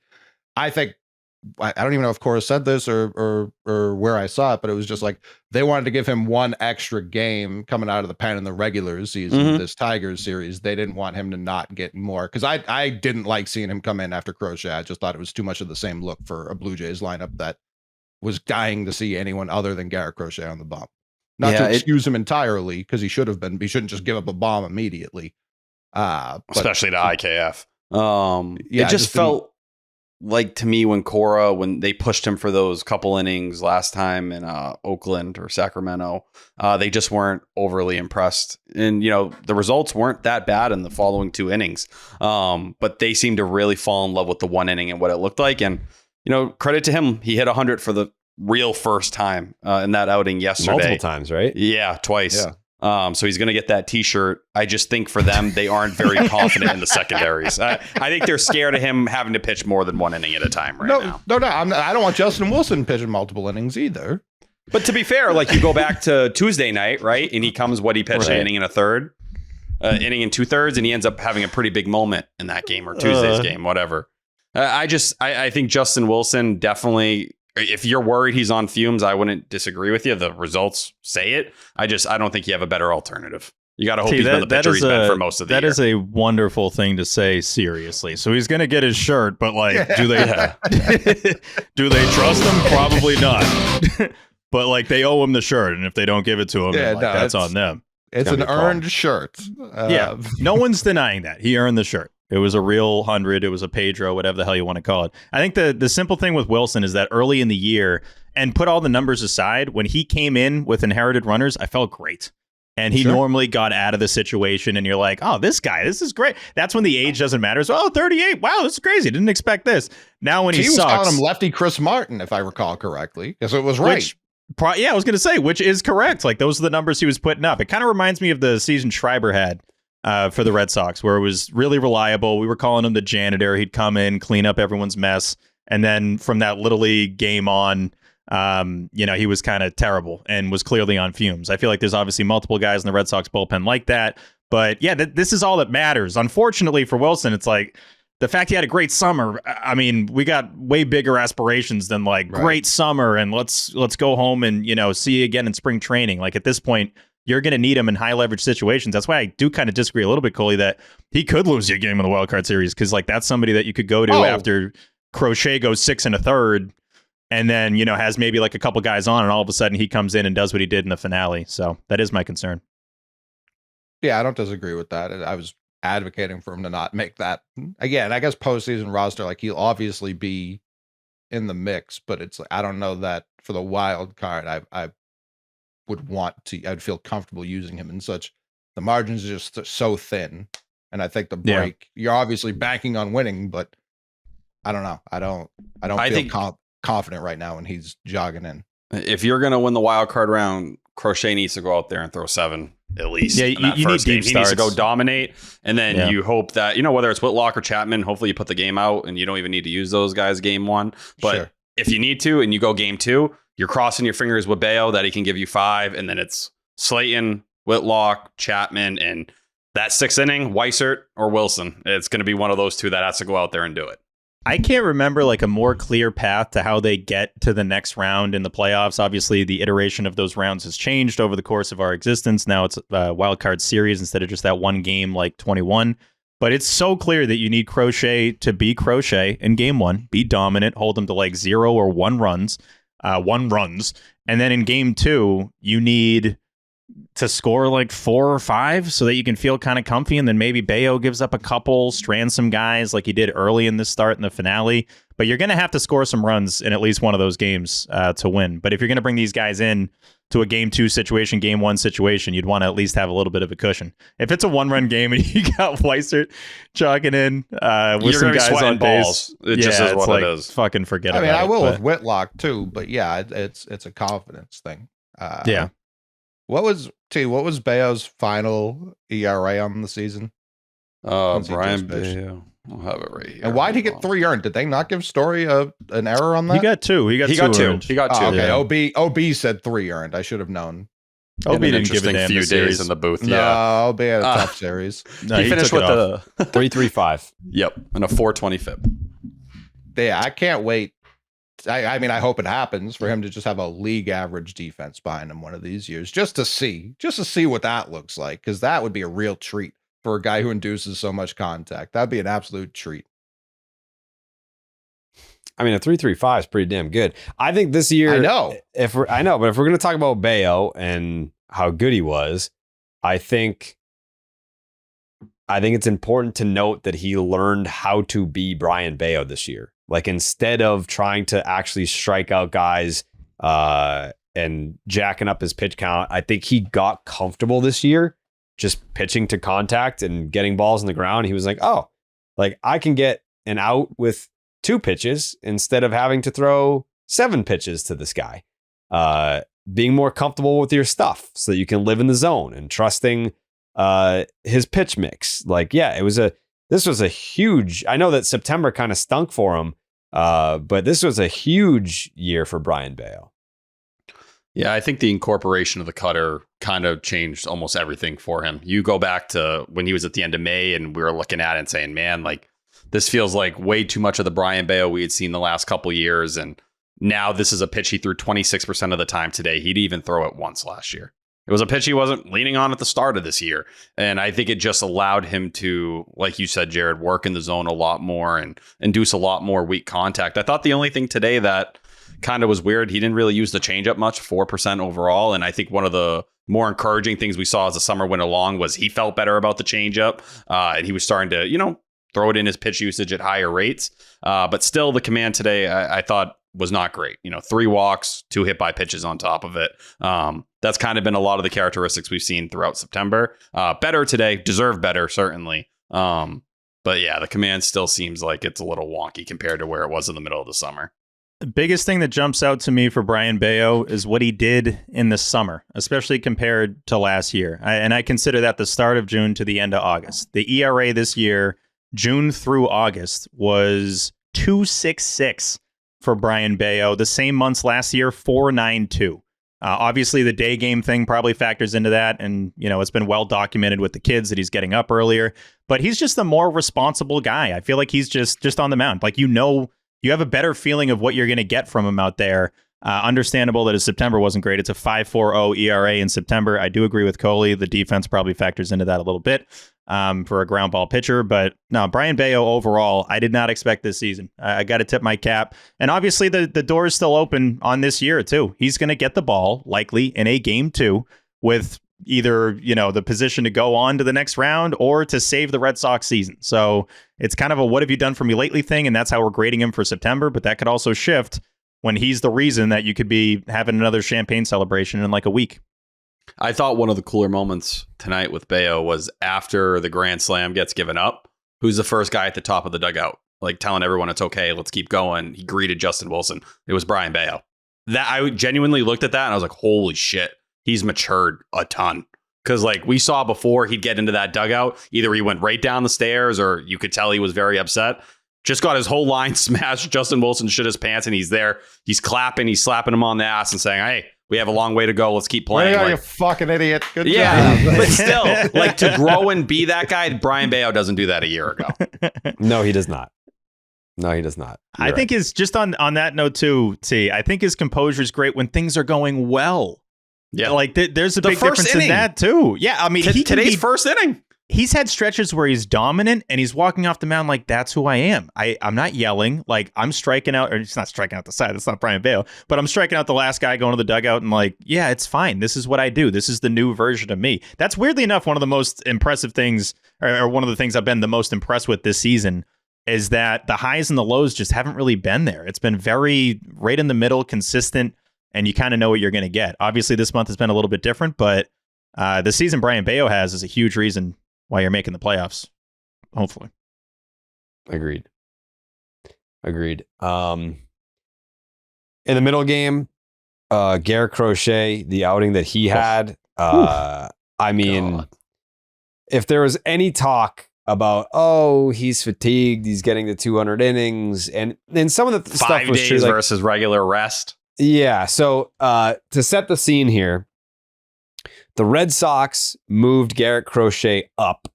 So it was short rest, which would put him in line on normal rest to start game 1 of the wild card series on Tuesday. And it also was designed to give Brian Bello an extra day of rest. That's what happened. The start in Tampa, where he gave up the 2 home runs, one of them was a unicorn, or it was like 10 out of 30 or something like that. The first one was a unicorn. It would have been just at that ballpark. Okay. George. Yeah, but still, field. like another start of allowing multi-homers. And then like, even if you want to say it's a unicorn, it was still like center cut. Like like he missed his spot and he was missing over the plate. So in his final start of the 2025 season, his first season with the Boston Red Sox, where I shout out to Red Sox Twitter. I saw a lot of people exposing themselves, their bad takes, being like, when they traded for him, or there were rumors that they were going to trade for him, people were like, why are we trading for someone that only has like X amount of innings and through 146 innings, whatever. A lot of people saying I was very stupid. This was fucking amazing. Crochet goes out there and throws 8 shutout innings, no walks, against the team that's leading the division. The team that's been in first place 75% of the season, maybe more, finishes his season, his first season with the Boston Red Sox, a league leading 205 and a third innings, a league leading 255 strikeouts. He faced more batters than anybody in the league. His strikeouts per 9, 11.2. That also leads the league. A 2.59 ERA. 18-5 is the record. 6.2 BWAR. I understand. I understand that a lot of people will be advocating for Tarek Skubal to win the Cy Young Award, and I think it was I think it was Will Fleming on the post game yesterday. He was just like, why is it such a foregone conclusion that Scooble's the guy? He might get one more start. Like he could start on Sunday if need be. But like we're talking about the ERA is slightly better. The WAR is slightly better. And what, the whip? The whip is, there's a significant. That's where he kind of really shines. Limiting He's just traffic? walking nobody. He's walking nobody. The Guardians one, that start sucked. Like that really kind of shifted the momentum he had. In That fucking grand slam, man. That never got attributed to him. Like he got bailed out. Like imagine you just throw that into this entire numbers mix. And it looks a lot different right now, right? What was it? The start that he gave up 4 homers? That was Cleveland? Yeah, the Guardians. Yeah, right? At the start of the month. It's so funny how different we were talking about Cleveland. We're like, all right, the Guardians are coming to town. We'll win this series. The same month of the best team in baseball. That was the Roman that was the Roman Anthony game. Yeah.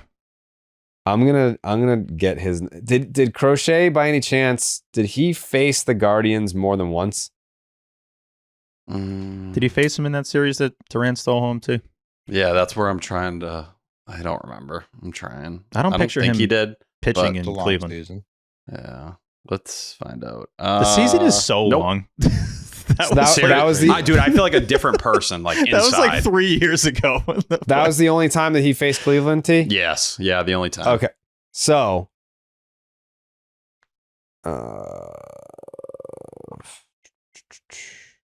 you calculating his Guardians ERA this year? Probably not. No, great. He got smoked by the Guardians too. Super easy. Yeah, he got smoked too. Yeah, I'm trying to figure out what he did. Brian Rocchio. Austin Hedges. You fucking bums. They were all fake people. They all crazy. They were all surprised when they hit the homers. They're like, look at me. I just took Crochet D. Was it Big Christmas? Oh, yeah. Okay, here it is. So if you take out that start against the Guardians, it's a 2.35 ERA. You're almost doing his high-low right now. Yeah. 2.35, 101 whip. Yeah. That sucks.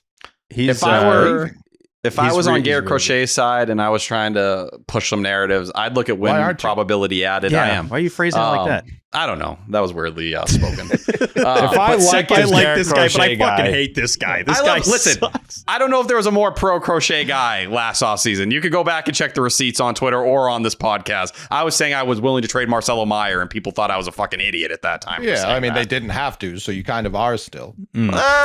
I'd ponder some things about that. I'd ponder. To get Montgomery and Kyle Teal versus Marcelo, that's a conversation. But right now he leads MLB in quality starts. He's tied with Logan Webb and Christopher Sanchez, second in MLB in win probability added behind only Paul Skeens. Like those feel like things that should have some value. Even looking where the Red Sox are right now, 23-9 in his starts this year. If he was even 20% worse, say it's 5 wins, the other way around, you're not a playoff team. Garrett Crochet really is the difference between you getting in here, and you can say a lot of those similar things for Scooble, right? But I think that's where I'm going to go there, and I'm going to point to the win probability added, the innings, the quality starts. Like you factor all that stuff in and leading MLB in strikeouts, it does feel like there should be more of a conversation there. He's really good. I'll definitely say that. Crochet is one of the best pitchers we've ever had. See, that's the thing. He just did one of the best. He had one of the best seasons there that we've ever seen a Red Sox pitcher have. And I don't think that's really exaggerating at all. Sometimes I know we talk about all the numbers, T, and the 4-pore absorb and everything. Sometimes it comes down to, you know what? Once every 5 nights, I'm going to have a blast watching this guy play baseball. And that's how I feel with Garrett Crochet. He had a 1.29 ERA when he gets 0 to 2 runs of support, by the way. I love that. Close games, tight situations when the Sox bats are going cold. He's like, you know what? It's all good. It's Crochet day. I'm going to be out there. I'm going to be, in prime mode, dominating. Even when things got dicey, if I were to look back at my favorite Crochet thing this season, it's when there's runners on second and third and 2 outs, and they do an ISO on his face, and you just know he's getting out of this inning. He's not giving up any runs here. This is and it's not just gonna be getting out of the inning with the fly out. It's gonna be a strikeout. And a lot of times that's how he ended his outings. It would be blowing a fastball by you, maybe getting a yell, maybe walking to the dugout like, yeah, this is who I am. This is what I do. Just an incredible season. It was a joy to watch. I never really felt like the fatigue thing was real. And we talked about how good he was they managed it well. Like, give the Red Sox credit. They do. They deserve a lot of credit very, for it. very well. Like, it wasn't like he made all 32 starts, but it wasn't like he made them all on regular rest. Like, they handled it perfectly. It's also just so underrated to be as good as he was when the expectations were as high as they were. I would love to go back to the show that we did after we got Crochet. I think we all did. And by the way, for us to all do selfie videos after a move, it was a big fucking deal. We were all putting videos out there. Credit to the Red Sox. They use those in their like hype video and everything. But go back to that live, I was on Winnie the Pooh. Exactly. Yeah, you had the Mickey ears going on. Jeez, that was ages ago. But to have those expectations going from the friggin' Chicago White Sox, the literal worst team in the history of baseball, to now needing to be the savior of the Boston Red Sox rotation, a rotation that has mainly been terrible, understandable, whatever, 7th best ERA last year. They have not had a guy close to this in some time, and yet he goes out there and has one of my favorite seasons, one of our favorite seasons that we've ever seen, and is probably better than I would have expected. It's credit to him. That was just a super fun season to watch. And now it's like, okay, we talk about the 5 days of rest thing, whatever you want to do, the comps with 4 days. Now he has 5 days of rest for game 1 of the playoffs, as long as they finally do this fucking clinch thing. And that's exactly where you want him to be, especially on the road. What's his road ERA this year? Is it better than home? I'll fucking tell you right now, brother. Tell me Guardians right now, game bro. happened at home, so it must be. Yeah, so it's got to be. That was the first thing I thought of. 225. 225 on the road. Yeah, 225 on the road, 11.48 strikeouts per 9. 232 FIP, 1 whip. Yep. And he's got a lot more innings on the road. 13-2. 27 more innings on the road this year. 302 at home. 13. Yeah, you just fucking said it. I did the thing where I look at stats while you're talking. But 13, I forget like records. Like my dad always asks me like, "Oh, how many wins do you?" I've stopped looking at the wins and all that. But once it gets to a point where it's like 13-2 on the road, that's ridiculous. It's At also home 5-3. Yeah, guy sucks at Fenway. Blows. Yeah. I just love when they start comparing him to the other pitchers in Red Sox history, because I do believe that paints the picture of like what he's doing is this rare. Like, to think it had been since 2019 that someone threw 200 innings in a season for the Red Sox. I think there's going to be 4 pitchers to do it this year in total, but Eddie Rodriguez being the last one in 2019 to do that. And then Red Sox workhorse. Seriously, right? And then like Red Sox pitchers with at least 250 strikeouts in a single season. It's Chris Sale, it's Pedro Martinez, it's Roger Clemens multiple times, Smokey Joe Wood, and then Garrett Crochet. Like, that's the company he's in as a 26-year-old in his first real season with a real workload. Like, it makes you dream, and I know guys can get hurt and things can happen, but to see this kind of season at 26, this is the kind of stuff you dream on, and that should, if he can hold up and do that, you're talking about a guy who will have one of the better careers in the sport by the time he's done with it. And to think that we don't have to sit here and have the extension conversation. No, it's the most important part. The heavens. Easily. Like, oh my God. We would be dying inside right now because we'd be like, it would be 350 to 400 million. Yeah, easy. double. Easy. Wait, would he have been a free agent after next year? Yeah. Next year. After next year. Yeah. But that's where it's like, to extend him at that point, you would have needed what Steve was saying at the beginning of the year, like 320, I think would be the floor. Yeah. Like Yamamoto's deal, I think would be the floor. He's a steal right now. Big time. And it was at the time. Like, we were thrilled. That's the move that makes me the most angry. We were talking about Aaron Nola contract comps when it came to, and that's kind of what it was. I think it's the best non-Pedro, non-Clemens season of my lifetime from a starting pitcher. Sale in 17. Is that when he fell apart? And was that when they? He got that's when smoked he in the struck out playoffs. 300 something batters. Not gonna lie, Sale was it caught me unbelievable off in guard 17. seeing. No, Sale was obviously very good. I'm not down on Sale by any means, but I don't know. I mean, felt that. striking I out don't know. north of 300 batters. It's No crazy. doubt. For It's sure. crazy. Yeah. For sure. I Really was good. just thrown off seeing that D'Lo season from 02. I did not remember that he went 21-8 with a 2.58 and 32 starts. That was a no-hitter year. Yeah, it was. Yeah, against the Rays. There. The thing I'm still confused about Crochet, because T brings up like the trades and stuff, and I was super against trading Roman Anthony for Garrett Crochet. I feel very vindicated in that Oh, take. I yeah. still wouldn't do Never. it. Well, that was, I mean, you heard people in the offseason, they were saying it'd be Anthony plus. Like, Remember the it wouldn't Willier just be Abreu? Remember the Willier Abreu conversation at one point? It was, yeah. I mean, the what the insiders had versus what it ended up being for, it felt like we got him for free, honestly. And we all like Teal and Monk. I have no idea what Montgomery did this year because of how great Garrett Crochet was. I never cared to look. It didn't matter. It's like he could go be an all-star. If you go look up Kyle Teal's stats and you haven't, like, I'm not saying you, Coley. I mean, people. He's a listening Just the Nuts favorite. So yeah, exactly. Like, you're gonna be like, holy shit! Like, he's had an excellent rookie year. Like, as good as you could have dreamed up. He's done that. But this morning, the day after he makes this start to put the finishing touches on a masterpiece of a season, at MLB, my friend, my pal, tweets out this graphic pitcher power rankings for the postseason. Jared, have you seen this? Have you fellas seen this graphic? It's ridiculous. By the tone, I don't like it. So they have 10 pitchers on here, right? Where do you think they ranked Garrett Crochet on this list? Is he like 8? This is a power rankings of pitchers in the power postseason. rankings for postseason contenders. Can we try to guess who's ahead of him? Can we do that exercise? Go ahead. Scooble. Scooble, obviously. Scooble's Yamamoto. 1. Yamamoto's 2. Christopher Sanchez. He's 5. Shohei's not on here. Okay. Who the hell else would be in there? Ahead of Crochet? Snell? No. Okay, they didn't get that crazy. I don't think there's any repeat. Yeah, there's no repeats from any teams. Fried is 3. Tell me That's Rodon is crazy. not ahead of him. He's I throwing just said harder in teams September. only have Come on. 1, so he's not. Okay. I don't follow rules well. No, but that's the 5 ahead of them. Or excuse me, you haven't said one of them yet, and I don't think you will. Hunter Brown's not going to make the playoffs, right? Freddie Brown's Peralta? 9th. Freddie Peralta's 8th, so he's behind him. Not Nicky Smooches. No, nowhere to be found. No Padres listed. Whoa. They have. Is it a Mariner? Scooble 1, Yamamoto 2, Max Fried 3, Brian Wu 4, Whoa, yeah. Christopher Sanchez 5, Garrett Crochet 6th, Gausman Peralta, Hunter Brown, Nolan McLean 10th. For the Mets? That's crazy. That's fucking unreal.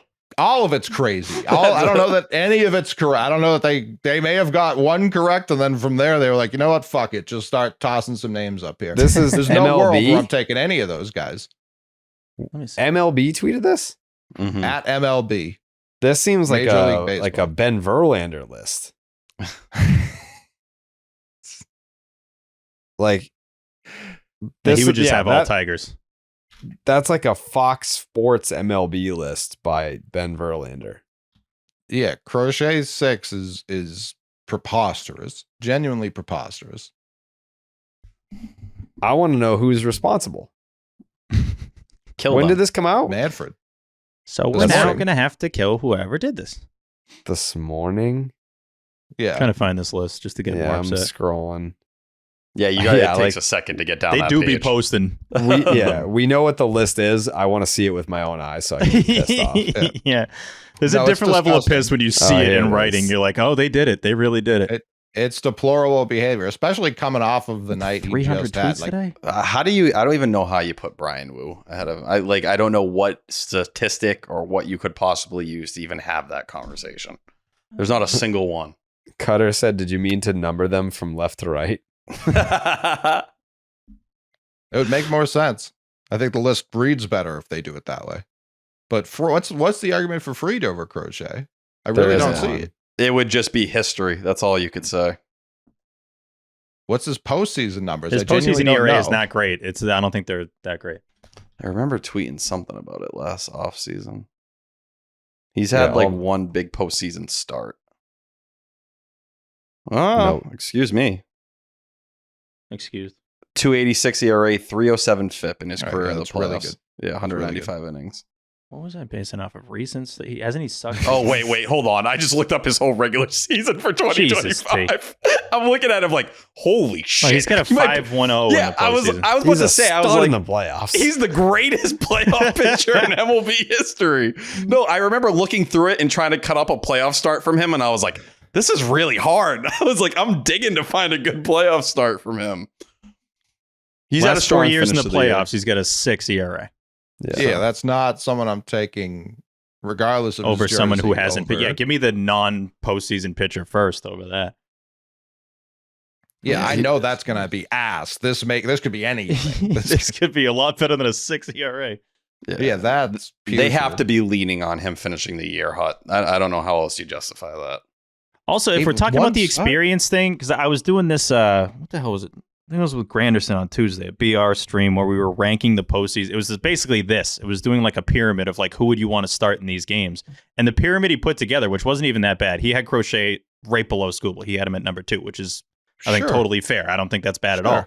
I'm looking at the list thinking like, these guys don't have a lot of experience in the playoffs. The entire friggin' list. Like you go down, even to Hunter Brown, he's probably not going to be in the playoffs, but Freddie Peralta, obviously Crochet, Christopher Sanchez, Brian Wu. Like Fried has, but he's stunk. Yamamoto, obviously, just last year. Scooble, just last year. There's a lot of guys that don't have a lot of experience. I'd have Sanchez above Fried and Wu easily. I have he was Crochet a demon probably for them last year, wasn't he? Yeah, I think Crochet and Sanchez are pretty neck and neck for me. Yeah. I think the Phillies are going to win it all. Then again, I feel like I say that every postseason, but I think losing Zach Wheeler is going to unfortunately that does suck. What That kills does suck. them. But the Dodgers are going to play in a wild card series, which is crazy. I mean that it's still what kills me about these playoffs. I don't look at any team like they're not beatable.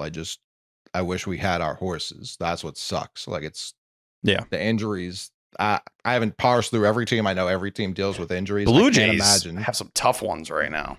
Injuries. Well, Bichette and Bo Bichette and Chris Bassett. Like that's your game 2 starter and the third best bat on your team. T, why are they starting Scherzer and putting Barrios in the bullpen? They put Barrios on the IL. Yeah, his elbow started barking. I think he's probably pissed he's in the bullpen. Scherzer, though, they've been riding out this Scherzer experiment. There's been no period where he's ever even looked worthy of being a number 3 starter this year. I wonder today, they kicked Shane Bieber back a day. They're probably trying to protect him from Tommy John. It might also be like, I don't know if we want the Red Sox to see him right, before he has to potentially go up that's again. Pretty fair. Probably factors in with both. Credit to them, their bullpen shoved it up our ass today, so it really didn't matter one way or the other. But yeah, Max Scherzer needs to retire. It's over. It's more than over, buddy. I'm sorry. It did get to a point in that game where I'm like, come on, guys. Like, we're He looks beating up an horrendous. old man here. Yeah, He's done. It was getting rude. And then they put up the graphic in the post game that said he had like a 13 first inning ERA. I think that's what it's 13. Yeah. Dude, well, yikes. And he just gave keeps up 7 talking. earned runs in 2/3 of an inning. His last That certainly doesn't help. Yeah. He just keeps talking like it's gonna come back, like he's gonna figure it out. He's like, here's the banger quote. It felt like I got punched in the face in the first inning, but next start, and then it's like you got punched in the face again, dude. Eventually, you become the dude who just gets his ass beat. Put your Like, hands gets punched up. in the face It's a lot. nothing happening. Like Verlander's 3 years older than you, and he pitched his ass off down the stretch, right? Like Scherzer, you are dying. It is over, buddy, and you're popping up with injuries every fucking 10 days. The thumb cramp, like whatever you fucking come up with. Please stop. Go home. Jeez. He's about to demolish the Red Sox in the playoffs. Yeah, He's about to go 9 shutout against them. There's certainly other people I'd rather face. For one game, yeah. It's not surprising this is how T looks at Scherzer. He's in his 40s. Oh, God. Like he Ancient. talks about us like we're dead. Hospice. Hospice. Ohama. Ohama. Ohama sticks. Damn, man. Verlander did look really good. Let's talk about Ohama Steak, shall we? That was a super depressing series, kind of. The finale was depressing. Having to wait builds anxiety. Let's take care of some sponsors, right? Because this podcast is sponsored by BetterHelp. You guys know that. We turn to some funny places for support. You guys turn to us, Section 10, for support in times like this. A lot of us are on edge. But we here on Section 10, we always turn to BetterHelp. But not everyone is a therapist. not everyone is the one. Find your right match with BetterHelp. We've all done it before, turning to our barista, hairdresser, or some random stranger in the bathroom for life advice. As fun as they are to talk to about everyday topics, when you're looking for help about relationships, anxiety, depression, or other clinical issues, they may not have all the right answers. Instead, get guidance from a credentialed therapist with BetterHelp Online Therapy. I, like you guys know, big online therapy advocate, been doing it for 15 years now. It's helped me a lot. I know some people might think it's overwhelming or intimidating. I've had 3 different therapists. So even if you have that first one and it's not working for you, you can find a new therapist online very, very, very quickly with BetterHelp. BetterHelp therapists work accordingly to a strict code of conduct and are fully licensed in the United States. BetterHelp does the initial matching work for you so you can focus on your therapy goals. A short questionnaire helps identify your needs and preferences. And their 10 plus years of experience and industry-leading match fulfillment rate means that they'll typically get it right on the first time. And if you aren't happy, like I said, with your match, switch to a different therapist at any time from their tailored recommendations. It's all completely online. You can pause your subscription whenever you need to and switch therapists anytime at no extra cost. With over 30,000 therapists, BetterHelp is the world's largest online therapy platform, having served over 5 million people globally. It's convenient too. You can join a session with a therapist at the click of a button, helping you fit therapy into your busy life. Plus, you can switch therapists at any time. As the largest online therapy provider in the world, BetterHelp can provide access to mental health professionals with a diverse variety of expertise. Find the one with BetterHelp. Our listeners, the Section 10 family, you guys get 10% off the first month of BetterHelp at betterhelp.com/rocket. That's BetterHelp, HELP.com/rocket.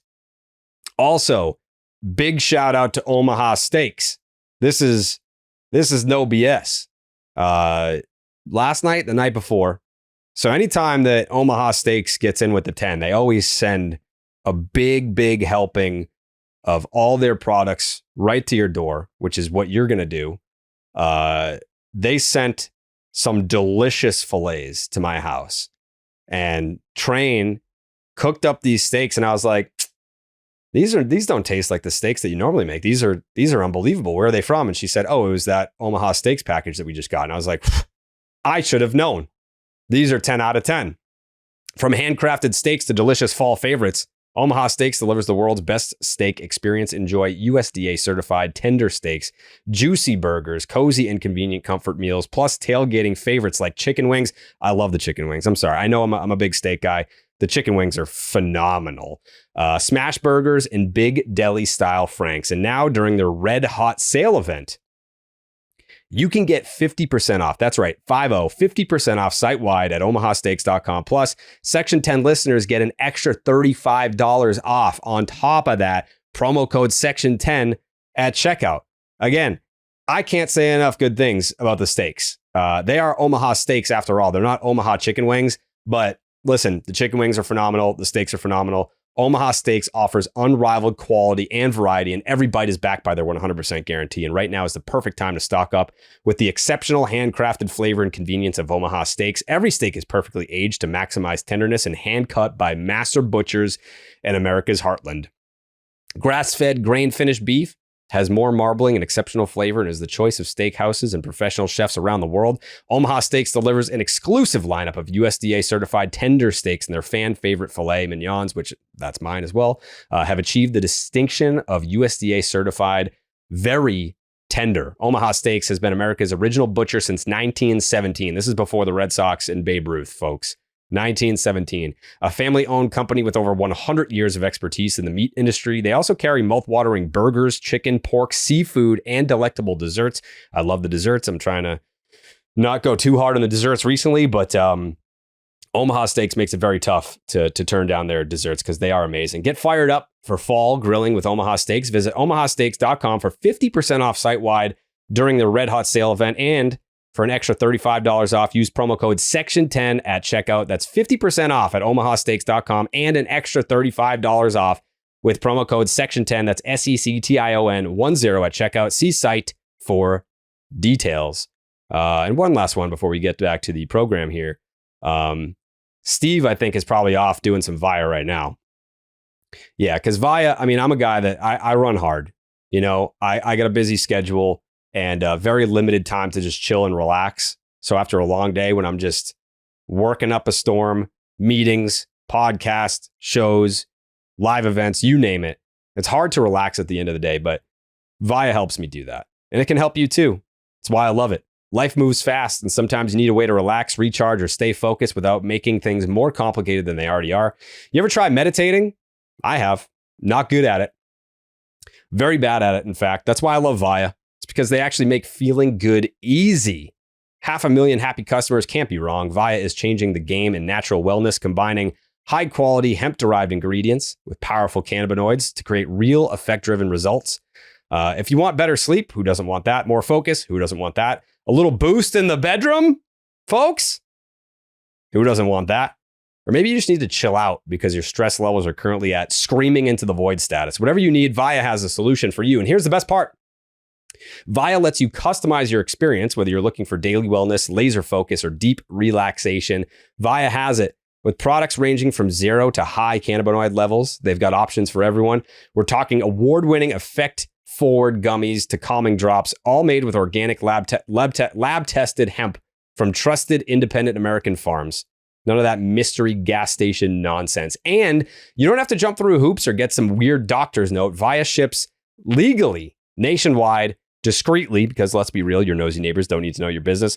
No medical card is required. No sketchy parking lot meetups, just straight to your door with a worry-free guarantee. And if you're not sure where to start, there's absolutely no worries in that. Via has a product finder quiz that will help hook you up with the perfect match in less than 60 seconds. And let's be honest, that's less time than it takes to decide what to watch on Netflix. So if you're 21 plus, treat yourself to 15% off and get a free gift with your first order using our exclusive promo code. That would be section 10, SECTION10 at viahemp.com. Plus, enjoy free shipping on orders over $100. That's viahemp, VIIAHEMP.com. Promo code section 10. Back to the podcast. All right. It's a series win for the Red Sox. Did everyone submit their vote? I feel like this is like, normally if that's how you can kind of gauge where we're at as a fan base is when I get unsolicited votes from the panel. Not a one tonight. Not a one. I had to reach out to every single one. Actually, you know what? Hogdale sent me his without me having to ask. Mm-hmm. But everyone else, that's kind of where we're at.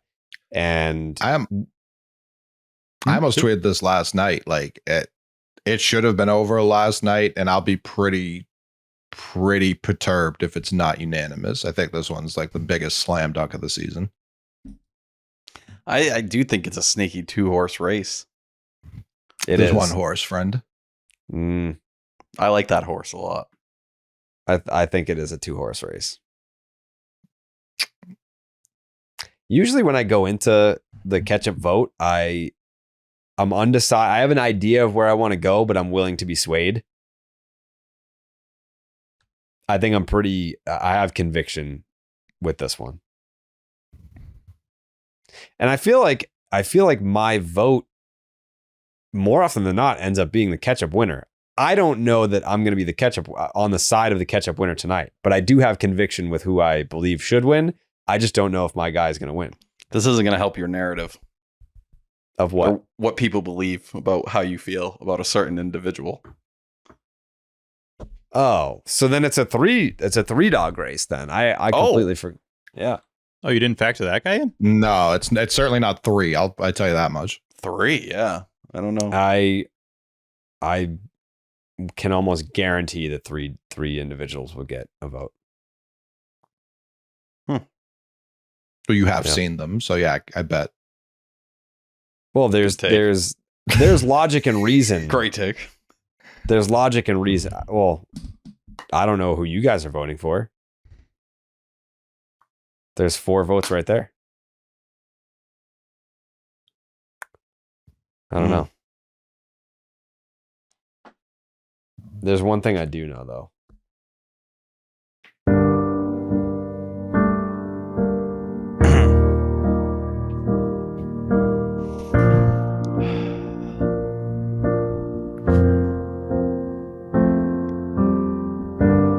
Bello's redemption arc. Lucas G's laborious start. Sox pen, fans depart. Crochet, the war pig. Masa, Toronto's daddy. The Narvi Party. A series of haikus by Tyler Milliken. I like it. Thank you.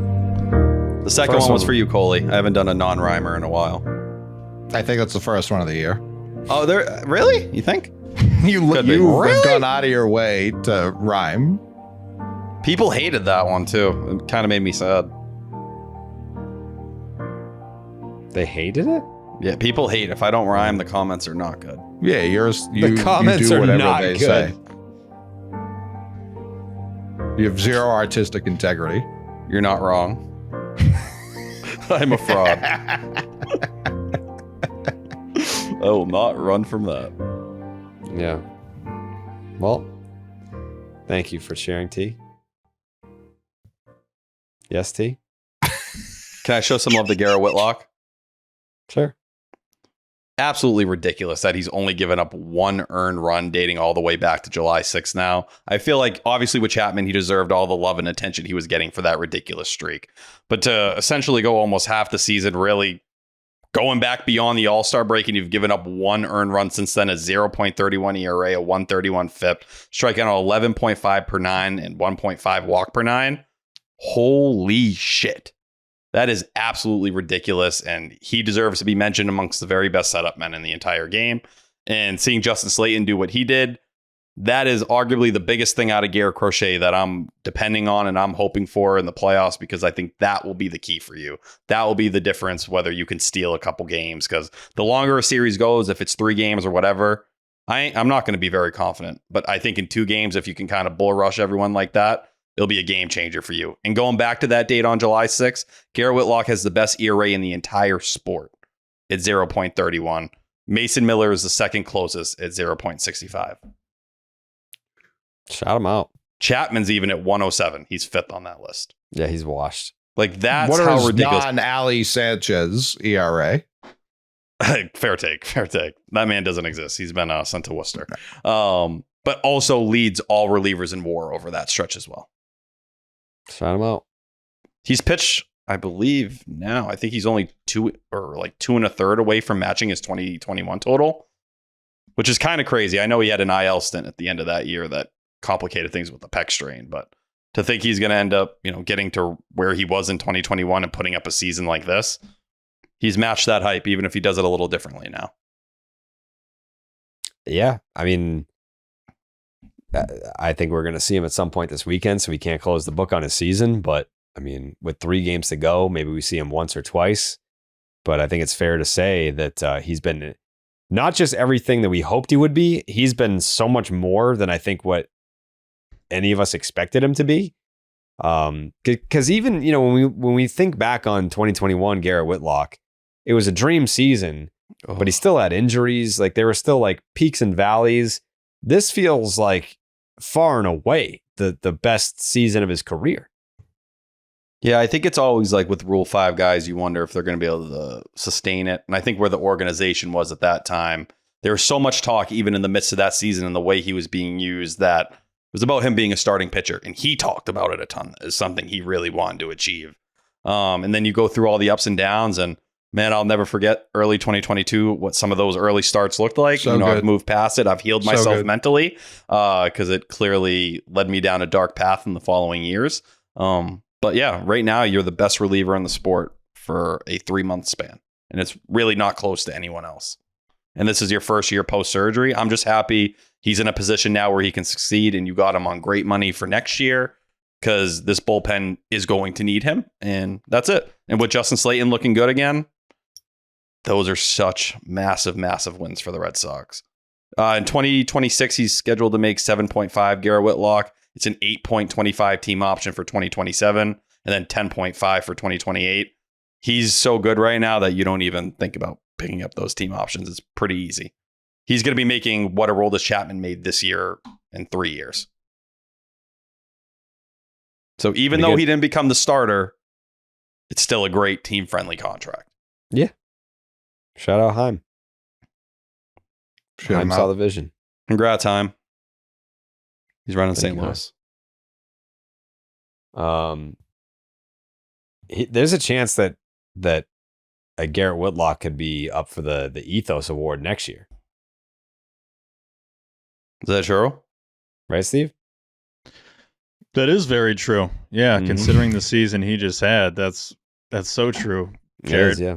Mm-hmm. But did you know that a lot of us know that we need life insurance to protect our family's financial future if anything Sure. happens to us, Jared? Yeah, I did know that. And one of the biggest excuses for putting it off might be that you think it's too expensive. But with Ethos, you can get affordable life insurance easily online. The traditional life insurance process is complicated, but Ethos has made it fast and easy. Life insurance is more affordable than you think. With Ethos, you can get a free quote and customize a rate that fits your budget. You can get up to $3 million in coverage, some policies as low as $2 a day, billed monthly. And yes, that's a beautiful thing. Lock in your rate today. Since premiums can go up as you age, Ethos makes it fast and easy to protect your family's future in minutes, not months. No medical exam required. You just answer a few health questions 100% online. Get a quote in as little as 10 minutes. You can get same-day coverage without ever leaving your house. Ethos is a trustworthy company that disrupts the traditional life insurance industry. 3 million families have completed their applications and trusted Ethos to help find the right coverage. Protect your family with life insurance from Ethos. Get your free quote today at ethos.com/section 10. That is ethos.com/section 10. Ethos. Ba-da-da. Get your Ethos. ETHOS. Ethos. All right. Here we go. That'd be interesting.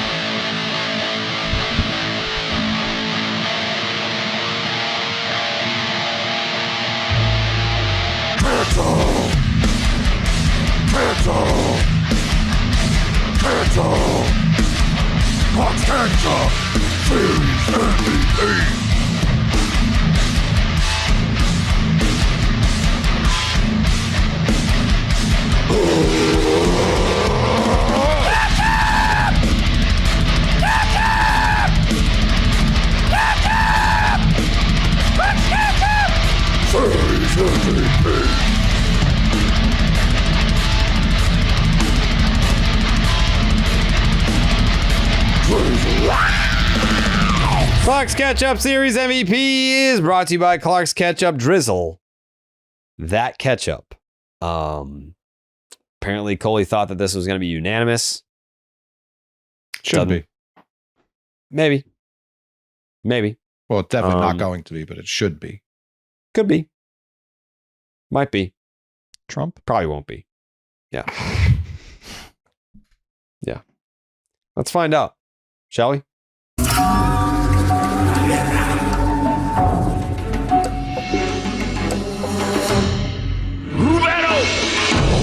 First vote for Clark's Ketchup Series MVP belongs to Coley Mick. Wow, look at that.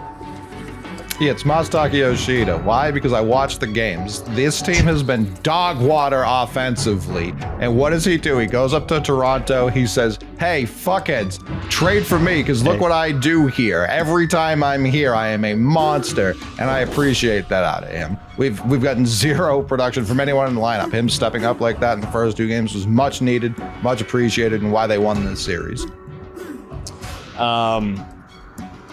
Okay, thank you. T? Anytime. Yeah, this was a hard one. I won't lie. I was sitting there and I want to vote for Masa. I really do. And you start Doesn't sound going like through. you're gonna, though. Let me cook for a second. Let me cook.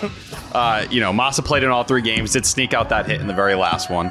But the two games for Carlos Narvaez were two major swings. The double and the homer kind of broke those games open. Massive swings. And then you look at Yoshida, who doubled his hit total. He got 4 hits, 5 in the series. Narvaez only had 2. So it's the definition of, do you kind of want the quantity versus how big the moment was? And to me, I got to give it to Carlos Narvaez because it just felt like those swings in the moment were kind of the moments that broke the game open. It was nice to see Massa homer. First time, I believe, since August 8th that he had gone deep. But Narvaez's swings meant too much. And with what Crochet did, I'm going to sprinkle some of that credit on Narvaez too, being behind the plate. So I went Carlos Narvaez for this one. Anytime you can homer up 4, it's a massive, massive hit. People always break say it that. open. Break it open. Those are big things at this time of year. It did make a big difference. It made it feel different. So if it was a double, you wouldn't have voted for him? What do you mean? Like if it had just driven in 2, it wouldn't have been a big enough hit? No, it was would have been a homer? couple more RBIs to his record. Would have doubled Yoshida's RBI total in this series. What was his run total? I think he had... Oh. T said a lot of stuff that I was probably going to say, but packet to Masataka Yoshida for being insanely hot lately. Obviously, he had some big swings in this series. Packet to Nathaniel Lowe, by the way, because the vibes going into this series were not great. Obviously, he had a rough finale in Tampa. He gets the first 2 RBIs when a lot of us watching this game were like, what the hell is going to happen with this team? Huge packet to Garrett Crochet for shoving in Game 2 and reminding us that he is the war pig. And yeah, I got to agree with T, though. I think the guy that's going to win my MVP is the guy that is the heart and soul of the Boston Red Sox. He has grinded through this season. He had 1,000 OPS in this series solely off of 2 big swings. The Sox have been allergic to multi-run home runs, and he hit a 3-run bomb. I just think it's Carlos Narvaez. I think he's a guy that is irreplaceable for this Red Sox roster. We didn't expect anywhere near what he gave us, and in this series, he was massive. My Clark's Ketchup Series MVP is Carlos Narvaez. Jake? I want to go Massa really bad. I also really want to go Cap. But 8 scoreless innings against a division leader when you're battling to get into the playoffs is just so unbelievable. Wow. Super clutch out of Crochet. I'm giving him the catch-up. That would have been my number 2. See? I agree with that. That is, when I said it was going to be a 3-team race, the fellas, they put those 3 right on the board. So those were the 3 that I had in mind. Those are the 3 that I debated. And the last catch-up that we did, I very vividly remember saying, if this were a series in July, I would vote for Alex Bregman because he statistically had the best series and he played in all 3 games and yada yada. But because of this point in the year, the big swings, they mean more. So again, like Massa is playing the role of Bregman in this series where he hit 417, got on base at a 462 clip, had a 1295 OPS. He struck out 0 times. 0 strikeouts. Hasn't for struck out in Massa. the last, 8 or 9 games? He doesn't strike out. 0 strikeouts for Massa. Had 5 hits, 2 doubles, and a homer. 10 total bases to lead the team. Drove in a couple. But then I come back to the big swings. And Carlos had 2 big swings.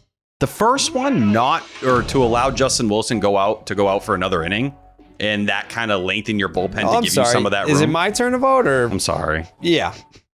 Then the other thing here is that in a sweep, I don't consider Crochet. But you take 2 out of 3, and now the fact that it was 8 shut, 0 walks against a team like that, I have to heavily consider Garrett Crochet because that was the catch-up clinching game. Man, it's a tough vote. And to be honest with you, I forget like who voted who. And I didn't hear I haven't heard Hogdale's and I haven't heard Lou and Will. So man, this is tough, dude. Before you submit your vote, I completely reject the notion that because the runs came earlier, those weren't big hits by Massa. This offense sucked They needed someone to start it, and it was undeniably him. Nathaniel Lowe. I know. Yeah, Lowe was driving who in. Yeah, Yoshida double. Yeah. I think what I mean. Masa's getting a massive packet. He'd be number 2 in my packet. Yes, he gets a Huge packet. massive packet. By the way, Rafaela, his name has not been said yet, was excellent. And weirdly enough, not in the field, but at the dish He had 3 hits. for the first 2 games. Got robbed of it. Yeah, first 2 two singles. Man.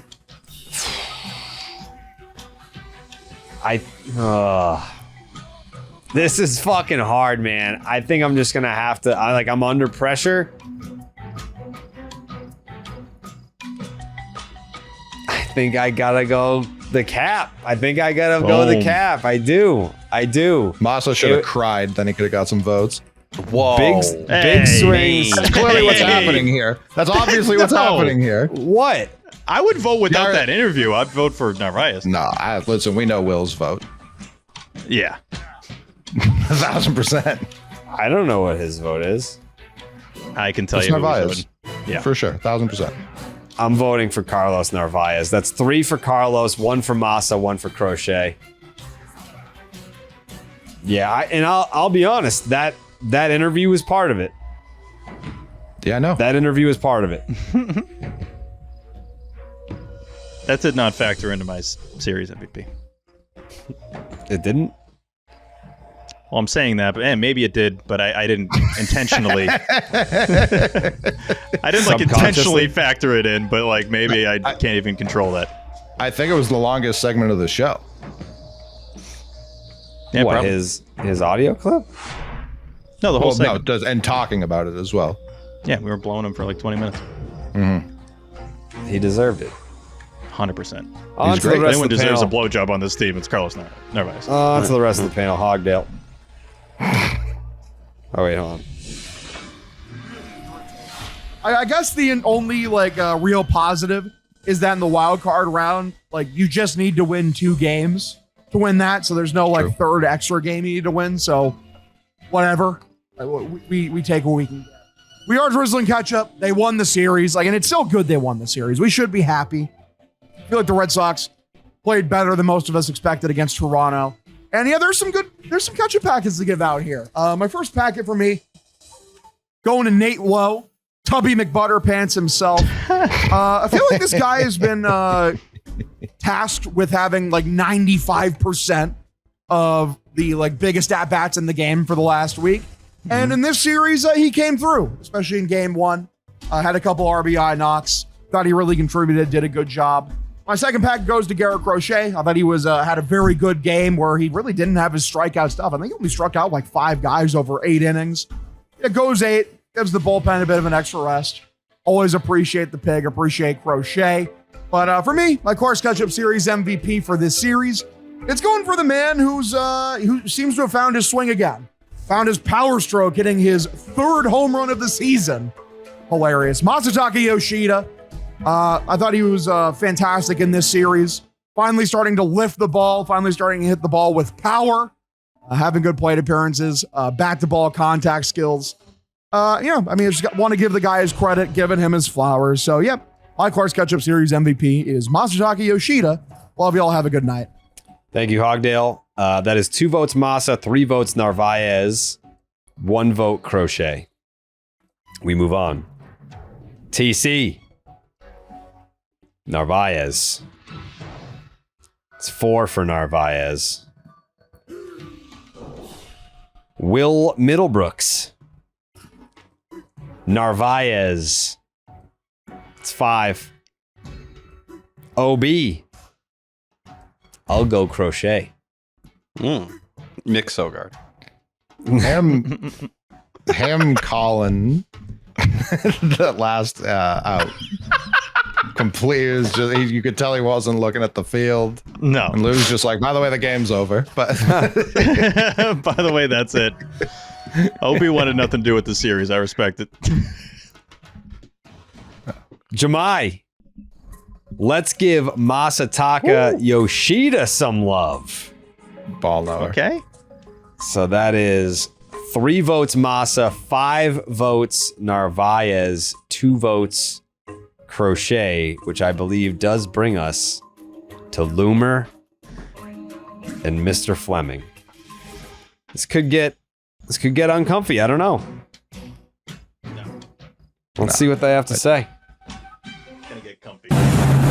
Well, we thought we were going to be having a little bit of a different catch-up tonight, a champagne catch-up, but not meant to be. For the second time on this road trip and what feels like the 100th time lately, a series win, but you lose the finale. Something going on. I got Loomer with me. They did the job. They win 4 of 6. They're right on the doorstep of the playoffs, but here we are again. It's just tough to be that elated in this exact moment. Well, this one feels different to me, though. Yeah. You know, because you are 4-2 in a trip. You got the magic number down to 1. That's the most important thing. You're going to get this thing done this weekend at home, which is nice. And, then you'll stop thinking about how the fact that we can't sweep anybody, and like the last 8 times, 7 times, we haven't been able to do it. Kind of frustrating, but still, it's down to 1. It's a great trip. It is. And it's fascinating you see these clubs in person. And that's, for me, an interesting way to think about who they might want to get in the playoffs. Be careful what you wish for. Springer wakes up a little bit. They do have Vladdy. But I think a very interesting thing is what happens now between the Blue Jays and the Yankees, because without Bassett, without Barrios, if they have to go Gossman on Sunday to try to win the division and don't do it, I would like to be right back here. Yeah, I would too. And that's why if you had won tonight and had a 2-game lead going into Detroit, the weekend, you could have maybe lost 2 out of 3 and basically played Toronto, because I do think the Yankees are going to overcome these guys. But we'll see. I have no idea. We were talking about it a few minutes ago. What could happen? Who you could be playing right now? I don't give a shit. I want to win one more game and I want to move on. It's cool that they have to win one. I'm glad the Astros didn't lose today. I mean, that's not fully true, but I'm glad they have to win a game, and now they have to win it at Fenway Park. What am I talking about? I'll take them getting in any way they can. This is going to be a weird catch-up. I feel it again. A couple guys had a lot of hits. I don't know. I'm probably going to get this one wrong, but where are you going? Well, I think I'm going to go Packets with Yoshida. When he comes north of the border, he just these guys are afraid of him. He got hits, I think 5. A lot of guys had some good series. I think Nate Lowe had a big one, the first game to kind of drive in a couple. I'm going with the pig. Garrett Crochet, 8 scoreless, only 6 punchies, but I mean, these guys don't strike out 3 hits. It was a walk in the park. I don't know if there was no stress, and it was an exclamation point on a fantastic season. I'm going Crochet. Yeah, I don't hate that at all. I mean, in some ways, that's like season catch up for Crochet, because and by the way, I'll give you my pick in just a minute, but I just, you have to explain this to me, because it drives me crazy. I don't understand why the odds are what they are for the Cy Young. Crochet has every bit as good a case as Skubal does, and yet the sports books would tell you it's impossible. I think he's had just as good a year. I think there's a big difference between a 2.2 ERA and a 2.59. I think people will look at that. You look at whip, you look at batting average against, and Skubal has them. And to be honest with you, you finish second in the Cy Young, I will take it. You're on his heels. That is a hell of a season from Crochet. It has been. It's been a delight, and we're looking forward to seeing him Tuesday. It could be here in Toronto. It could be in New York. I think now it could be in Cleveland. We will see what happens with the Tigers. Again, weird one. I don't have a great feeling, but I'm going Macho Man. I just thought something happens to him. He solidified the cleanup spot. A lot of big hits. He put him ahead yesterday. Yeah, Crochet was awesome, but the offense got it going for him. So for me, the Clark's Ketchup Series MVP is Masataka motherfucking Domo Arigato Yoshida. So it's not. It's not, but it was damn close. And that got very close. Man, am I going to get yelled at tomorrow for being the swing vote? I was the swing vote. It's Carlos Narvaez. 5 votes Narvaez, 4 votes Massa, 3 votes Crochet. For what hopefully is not the last Clark's Ketchup vote of the year. Second ketchup for Narvaez of the year for Carlos Narvaez. Yeah, big deal. He gets out of the one-timers club, which is loaded, and he's the only person that has exactly 2 this season. How many people are in the 1? Non-stunning development. Masataka Yoshida has 0. The ones Roman Anthony, Brian Bello, Cedon Rafaela, Lucas Giolito, Nuttown, Rafael Devers, I don't know if you remember him, Connolly Early, Garrett Crochet, which is crazy, Bullpen, and Romy Gonzalez. I don't remember Early winning one. Well, it was, I believe, the series that he Just made his debut. happened. Yeah, right? It I was know, in Sacramento. I don't remember him winning that one. He got it. Good for him, man. Mm-hmm. Shout You're him acting out, like he dude. made his debut in like April or something like Shut that. him I don't out. fucking remember that one. I don't remember Oh. most of anything anymore, so I don't blame you. When I go to Stop and Shop, I can cross off everything that's on my list. Tactical move incoming! Stop and shop. Look ahead. Stop and shop. Fuck yeah, fuck yeah. Look ahead. Red Sox win, leave them dead. Red Sox win, I'm seeing red. Stop and shop, we look ahead. Red Sox win, leave them dead. Red Sox win, I'm seeing red. Stop and shop, we look ahead. Fuck yeah, fuck yeah. What's better than having to stop and shop, getting it done for all of you? The Stop and Shop look ahead, brought to you by Stop and Shop. Head on down to Stop and Shop right now and get yourself some tangerines. You can buy 5 pounds of fucking, what is it? 10 cents off tangerines. You buy at least 5 pounds of tangerines only at Stop and Shop. They'll sell it to you. They'll sell it. They got it. They got it. Fucking 20 tangerines. You buy it, they sell it.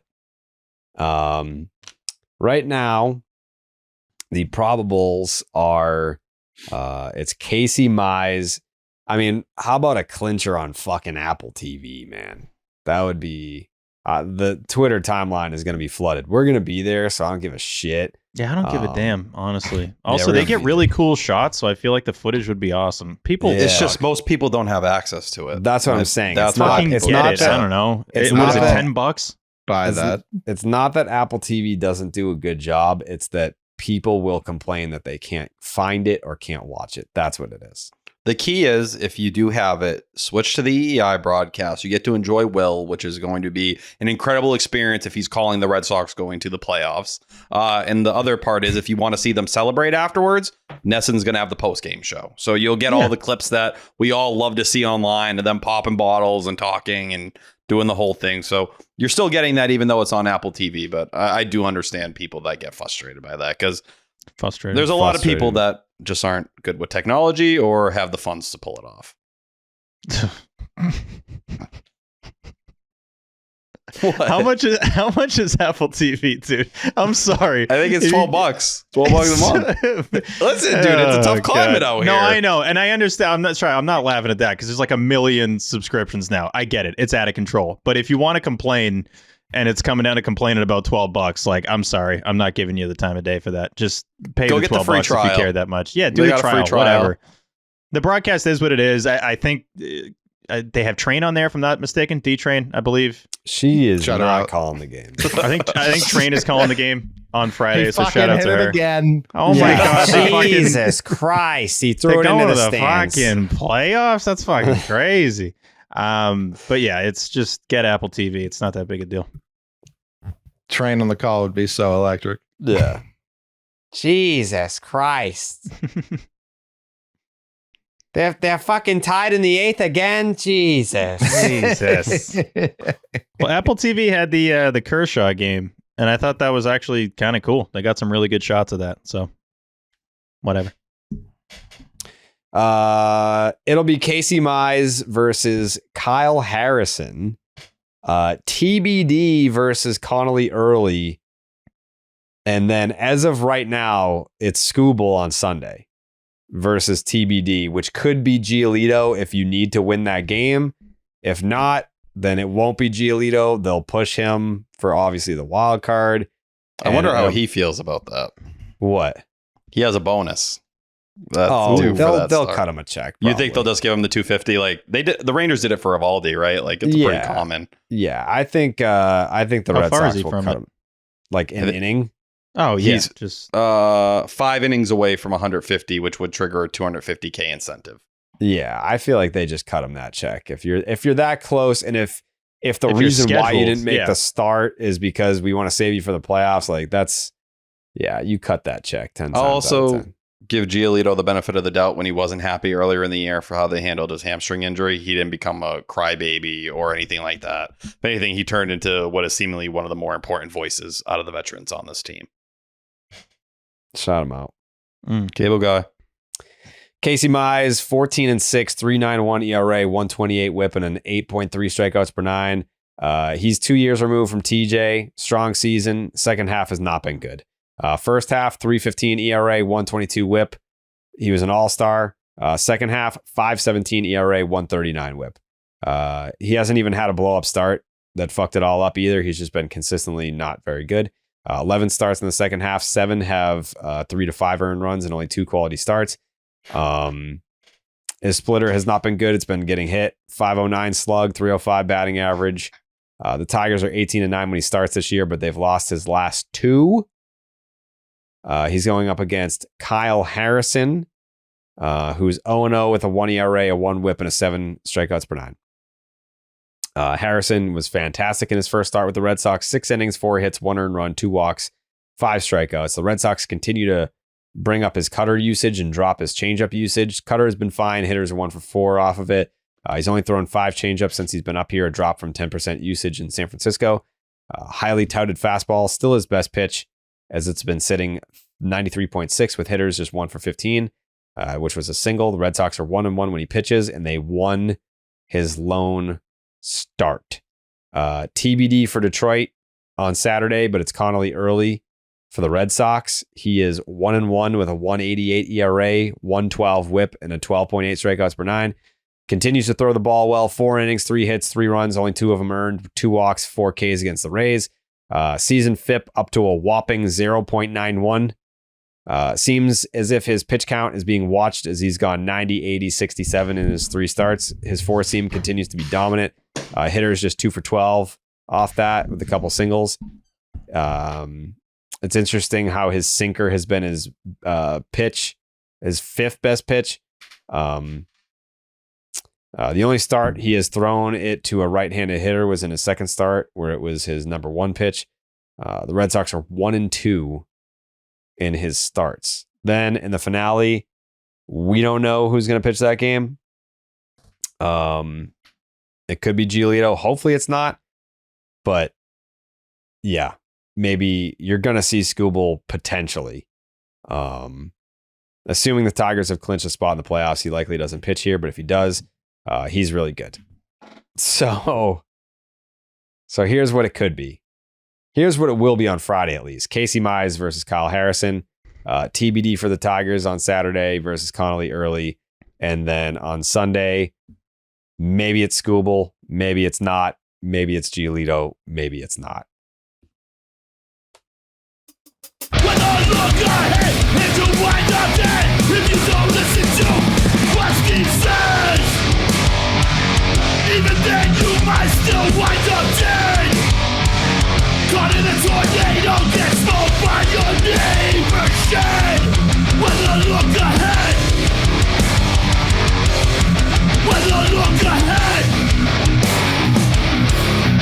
Billy's gummy bears, chew 'em with your mouth. Weather look ahead, brought to you by Billy's Gummy Bears. You chew them with your mouth, Steve. You chew them with your mouth, Jared. It is the final weather look ahead of the regular season. I've had such a blast doing these this year. Game 1, Friday.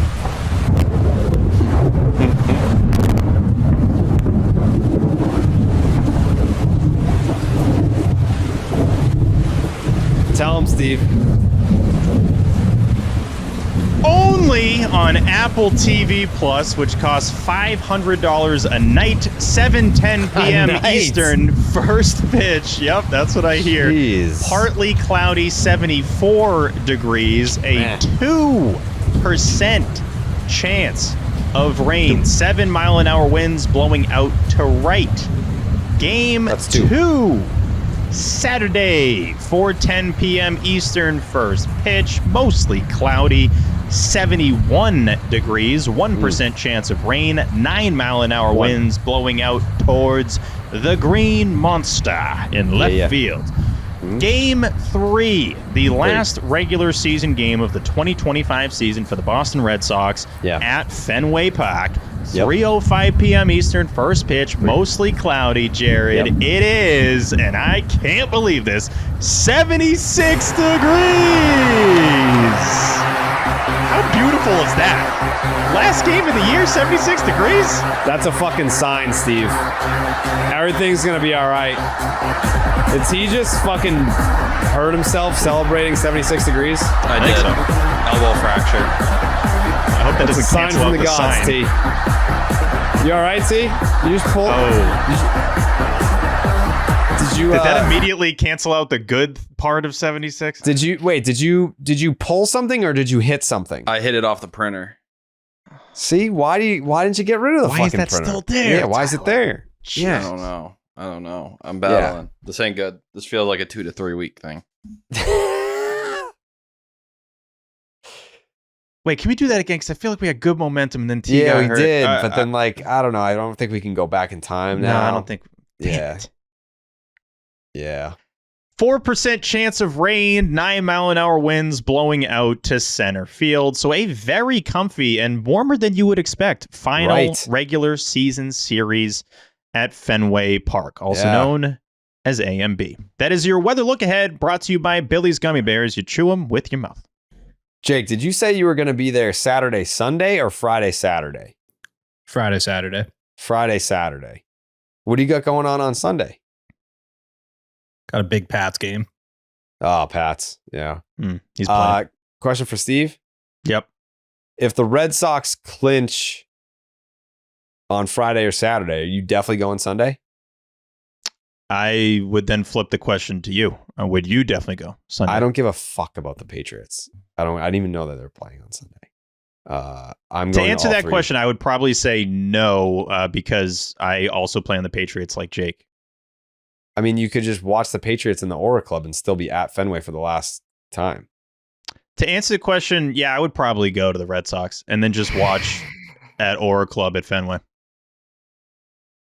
I mean, Jake, are you going to the game? Yeah, I'm going to the game. I would have done that. He plays for the team. He plays for the Patriots. Right. What position was it, Jake? Nose tackle. Yeah, nose tackle. Yeah, NT. Yep, you got it. Yeah. Zero tuck. Yeah. Yeah, you didn't know that, Steve? No, it's just he's played multiple positions for the team before, so I didn't know what he's doing this season. Well, also fullback. Mm-hmm. Yeah, fullback and nose tackle. Yeah. I wanted to play fullback, but my parents wouldn't let me play football. I mean, yeah, sure. They thought the sport wasn't meant for me. I mean, your parents seem very smart, honestly. Yeah. Yeah, they're like, go back and play with your Pokemon cards. Yeah. No, white black son. No. Stupid fucking idiots. No. What? Wait, what? I didn't say anything. Yeah, if you want to go to any of these games that we're going to be at all weekend, download the Game Time app. The Game Time app gives the advantage back to fans. It's the hack for unlocking amazing tickets and experiences in a few taps. It's incredibly easy to use, and the Game Time guarantee means that you'll trust you can get 100% authentic tickets on time and at the best price. Plus, fees are always included. So what you see is what you pay. I'll be there for all three. Steve will be there for all three. Jake will be there for the first two. Then he has to play for the Patriots on Sunday. T will be at 0. Coldy potentially at 1. Fees are included. Know your total up front with no surprise fees at checkout.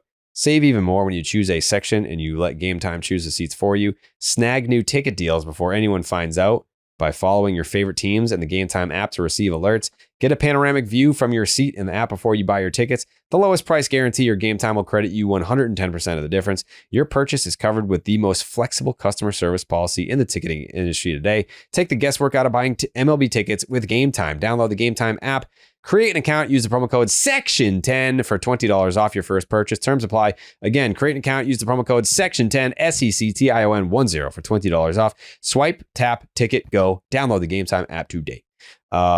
Predictions for this series. I will let Coley lead the way. It feels like a 1-2, honestly, but the Astros also. I think they get in on an Astros loss and then win. Are they in Anaheim or in Houston? Either way, we would finish before them. Yeah. Unless it comes down to Sunday and everyone's playing at 3. Yeah, but Coley's. I don't think it will. Oh. Yeah, everyone's playing at the same time on Sunday. Are they in it? I think they're in Anaheim. In Anaheim, yeah, they're on the road. Yeah. So you think they only win one, but that's all they need? I don't even think they need it. Like I said, I think they. You think they get swept and still get in? No. I'm saying they get the win. I'm just saying they won't need it. I think they'll be celebrating post an Astros loss. Would you like to throw out which game they win? Yeah, Sunday, because I don't think Scuba will pitch. Jesus. You are a but negative, they'll already Nancy. be in. Your negativity. I think year. I've got the last 3 series on the nose. Yeah, but I'm talking about this prediction in particular. Sure. I mean, I'm just telling you how I feel. T? Yeah, I'll go 2 out of 3, and I do think they clinch it tomorrow night, and I think it would be the most Red Sox 2025 Red Sox thing ever for Kyle Harrison to be the guy who started the game that got you to the playoffs.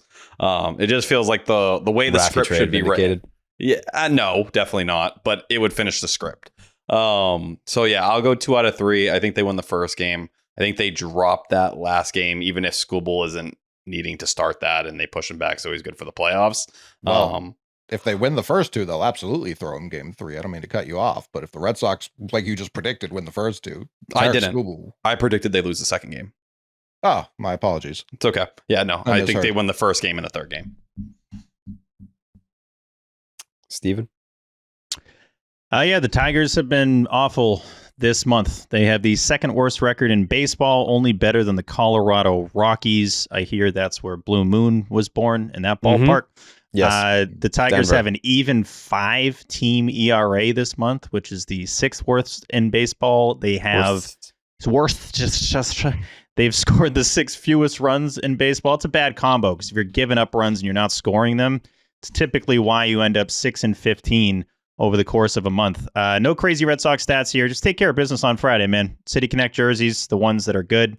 Wearing those, clinching in those would feel right, even if it's a walk-off. Oh my God, don't get me started. If they clinch on a walk-off, that would just be perfect. I believe that would keep that record going as all their wins in those jerseys being walk-offs for this season. I still think that holds. And then just taking everything big picture-wise. Like, you're coming back home. This is kind of how Cora handled the post-game presser too. Coming back home, control your own destiny. You win a game, you're in the playoffs. If you told me that at the beginning of the season, I would have taken it. I mean, I think our average win total predictions were like 94 range or so. They're probably going to end up late or upper 80s, maybe right around 90. Like, that's fine. I have no problem with that. You get in the playoffs, you get in the dance, you buy a ticket, and hope for the best. So I will take the Red Sox winning 2 out of 3 and pretty please win that first game. Let's not even get to that late Friday night where we're like, please, Astros lose. I don't even want to do that. I don't have to worry about the Houston Astros at all. We've worried about them far too much over the course of this decade.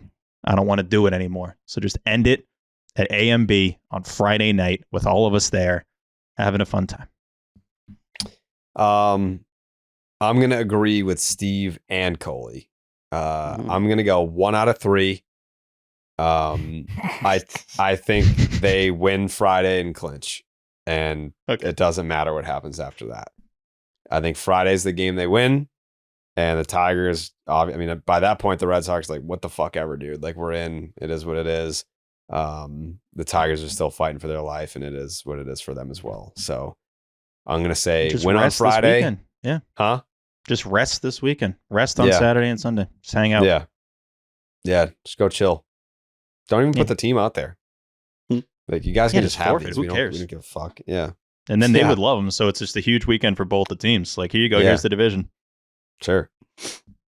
Yeah, I think it's 1 out of 3. Win on Friday, party, and then we chill. It's like, oh yeah, like if you win the division, you get 2 days of rest. Bitch, we took them anyway. So.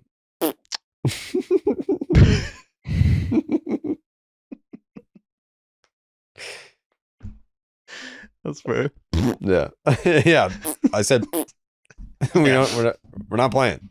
The hell, dude. No, these games don't even matter. Was there a SpongeBob episode like that? I can't understand. Yeah, it's when they went underneath. Bus stop one. Yeah. Right.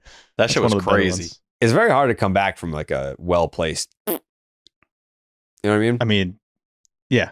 You could say the most incorrect thing and then just be like, and then I would just lose that. I would start laughing. Yeah.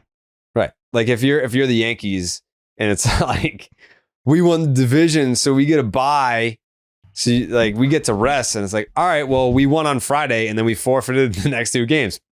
What are you gonna say to that? There's no comeback for that. No. You're like, oh, I guess that's a great point. Like you guys found a way to also get rest. That's what they'd say. 100%. Yeah. Oh yeah, that's what Yankee fans would say. You just got to tell you've won 1 World Series this century. Yeah. Yeah. Yeah. If you time it right, it cuts deep. It cuts real deep. Yours have a higher pitch to them, I feel like. Yeah, you gotta like the less tongue you stick out, the higher pitch you can get, and the more tongue you stick out, the lower pitch it is. Like that's like a low pitch, more tongue, but like less tongue, that's high pitch. I can't do it. Gotta go left. Yeah. Jesus. Yeah. I can definitely do the low tone. Yeah. Yeah, that's like I can't do the high pitch. Yeah. Damn it.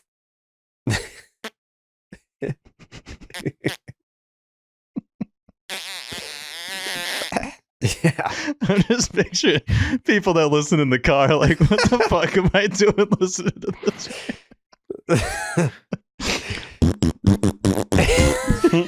like this is, so honey, this is a Red Sox podcast, you say? Mm-hmm.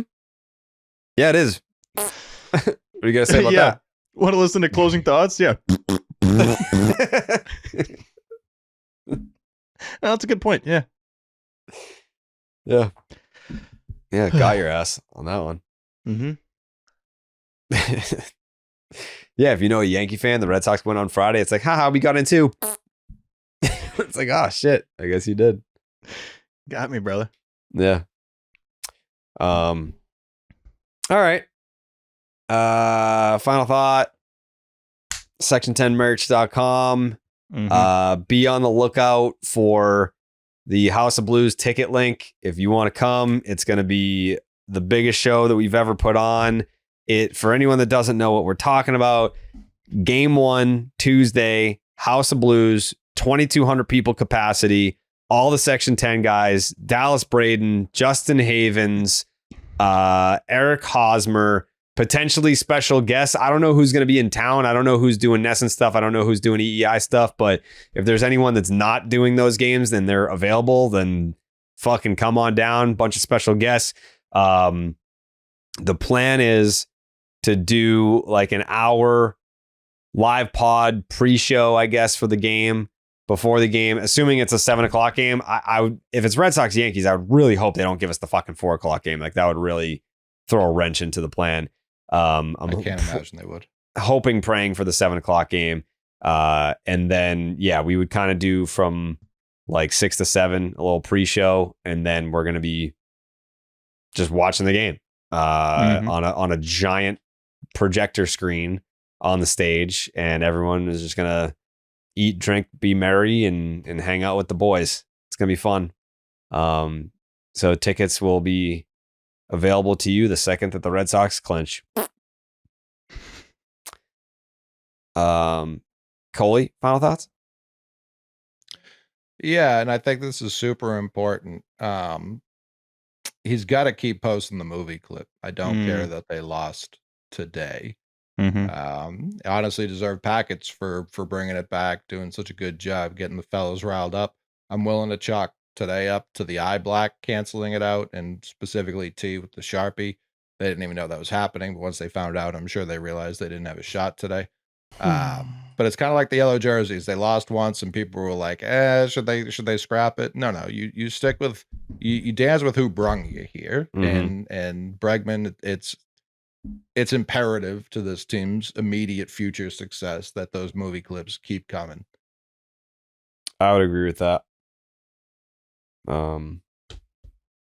Yeah, I'll let them know. T, final thought? I just want to show some love to Romy Gonzalez. I think his growth as a ball player the last 2 years has just been extremely impressive. And we've known him as the lefty masher. He's kept doing this, all year long. It's a 985 OPS against lefties, 164 WRC plus. But against right-handed pitchers, he's essentially become a league average bat this year. And really, you start to dive a little deeper into it, he's hitting for plenty of average. It's 292 against righties. It's a 325 OBP and a 410 slug. So that's going to leave you with a mediocre 735 OPS. But you go back to July 1st, he's hitting 308, 351, 425 with a 776 OPS against righties. That's a 112 WRC plus. You go back a year ago, it was a 498 OPS against right-handed pitching with a 30 WRC plus. Made a really nice defensive play in the series. Obviously had a big 2-run single as well. But the consistency of the bats is always something I'm kind of noticing with Romy. At second base, I really don't feel uncomfortable with him there. Helped turn a nice double play with Brian Bello today as well. But man, Romy Gonzalez really does deserve a place in the future of the Boston Red Sox. And I bet there'll be teams calling on him, hoping that he can play a bigger role for them.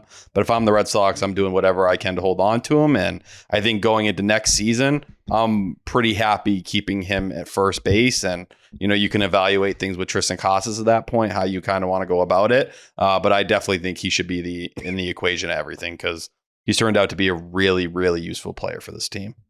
Shout him out. Steven?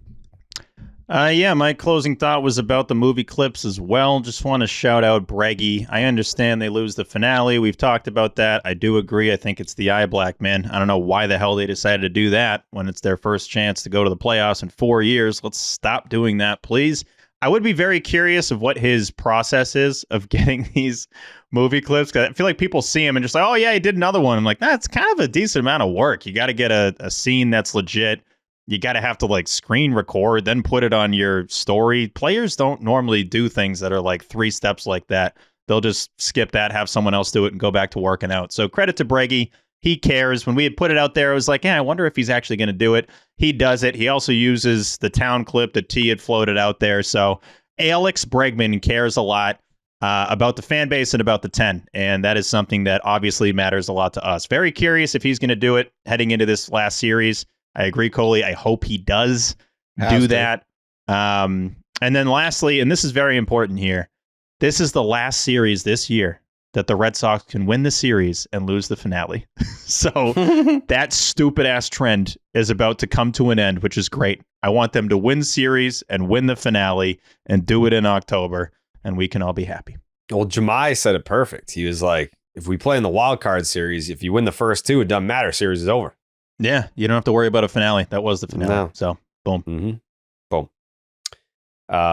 Jake's takes? I gotta think T is the first person ever to get injured because someone told him the weather, and I'm just happy I was here to be a part of it. I'm lightheaded. I think that and the bloodstream with the Sharpie is a bad combination right now. My elbow hit a printer. I'm lightheaded. That and the Sharpie, man. It's bleeding into my blood. I'm cooked. I'm the flipped, printer dude. people offered me hundreds of dollars for, and I refused. I think I have a concussion. When it's time for me to go, put the printer in. Put it in the casket. In the casket. I was like, where's it going in, T? Yeah. Right in the butt. This part it's time does to go stick out a shove this little thing bit. right up my ass. Oh, yeah. Yeah. I bet if requested. Oh, it's Section 10 night. I met a couple, what do you call them, morticians? Funeral directors. We had some great chats about what it's like to, bury people and kind of do that. And kind of do that? Well, it's cool to think that You like know, stuff like that. And when people are like doing the bodies, they're listening to the Section 10 podcast. Did they say that they did that? No, but I No. assume if they listen to the podcast, like if I was kind of sucking the juices out or whatever they got to do, I'd be listening to the podcast. You I'm got to sure they- drain the juices from the people. I'm sure that there, at some point in history, was a mortician who performed an embalming while listening to the 10. Yeah, that feels like that's happened. Yeah, Hard you're as working fuck. like late at night. You're probably throwing in the AirPods and doing. I all hope no that. one's died while listening to this show. There is a chance. I mean, it's I'm 10 sure years. it's happened. Yeah, So many episodes, so many hours. Yeah. yeah. So many people listening in cars. Yeah. So many R.I.P. hard to whoever Fs by did T. die while listening. Yeah, Get T's on the road. yeah. Mm. Like the amount of people that are on the road and T just screams out hard Fs, and God knows what happens after that. Yeah, true. Get the fuck out of my way if you see me. They're trying. Well, that's different. Yeah. All right. Buckle up. It's the last series of the season. Strapped in for all three. Won't take no for an answer. Not leaving without a champagne celebration. Going down with the proverbial ship. At AMB for all three. So let's go, Sox. And we'll see you on the other side. Ba-doop, doop, doop. Buenas noches, amigos.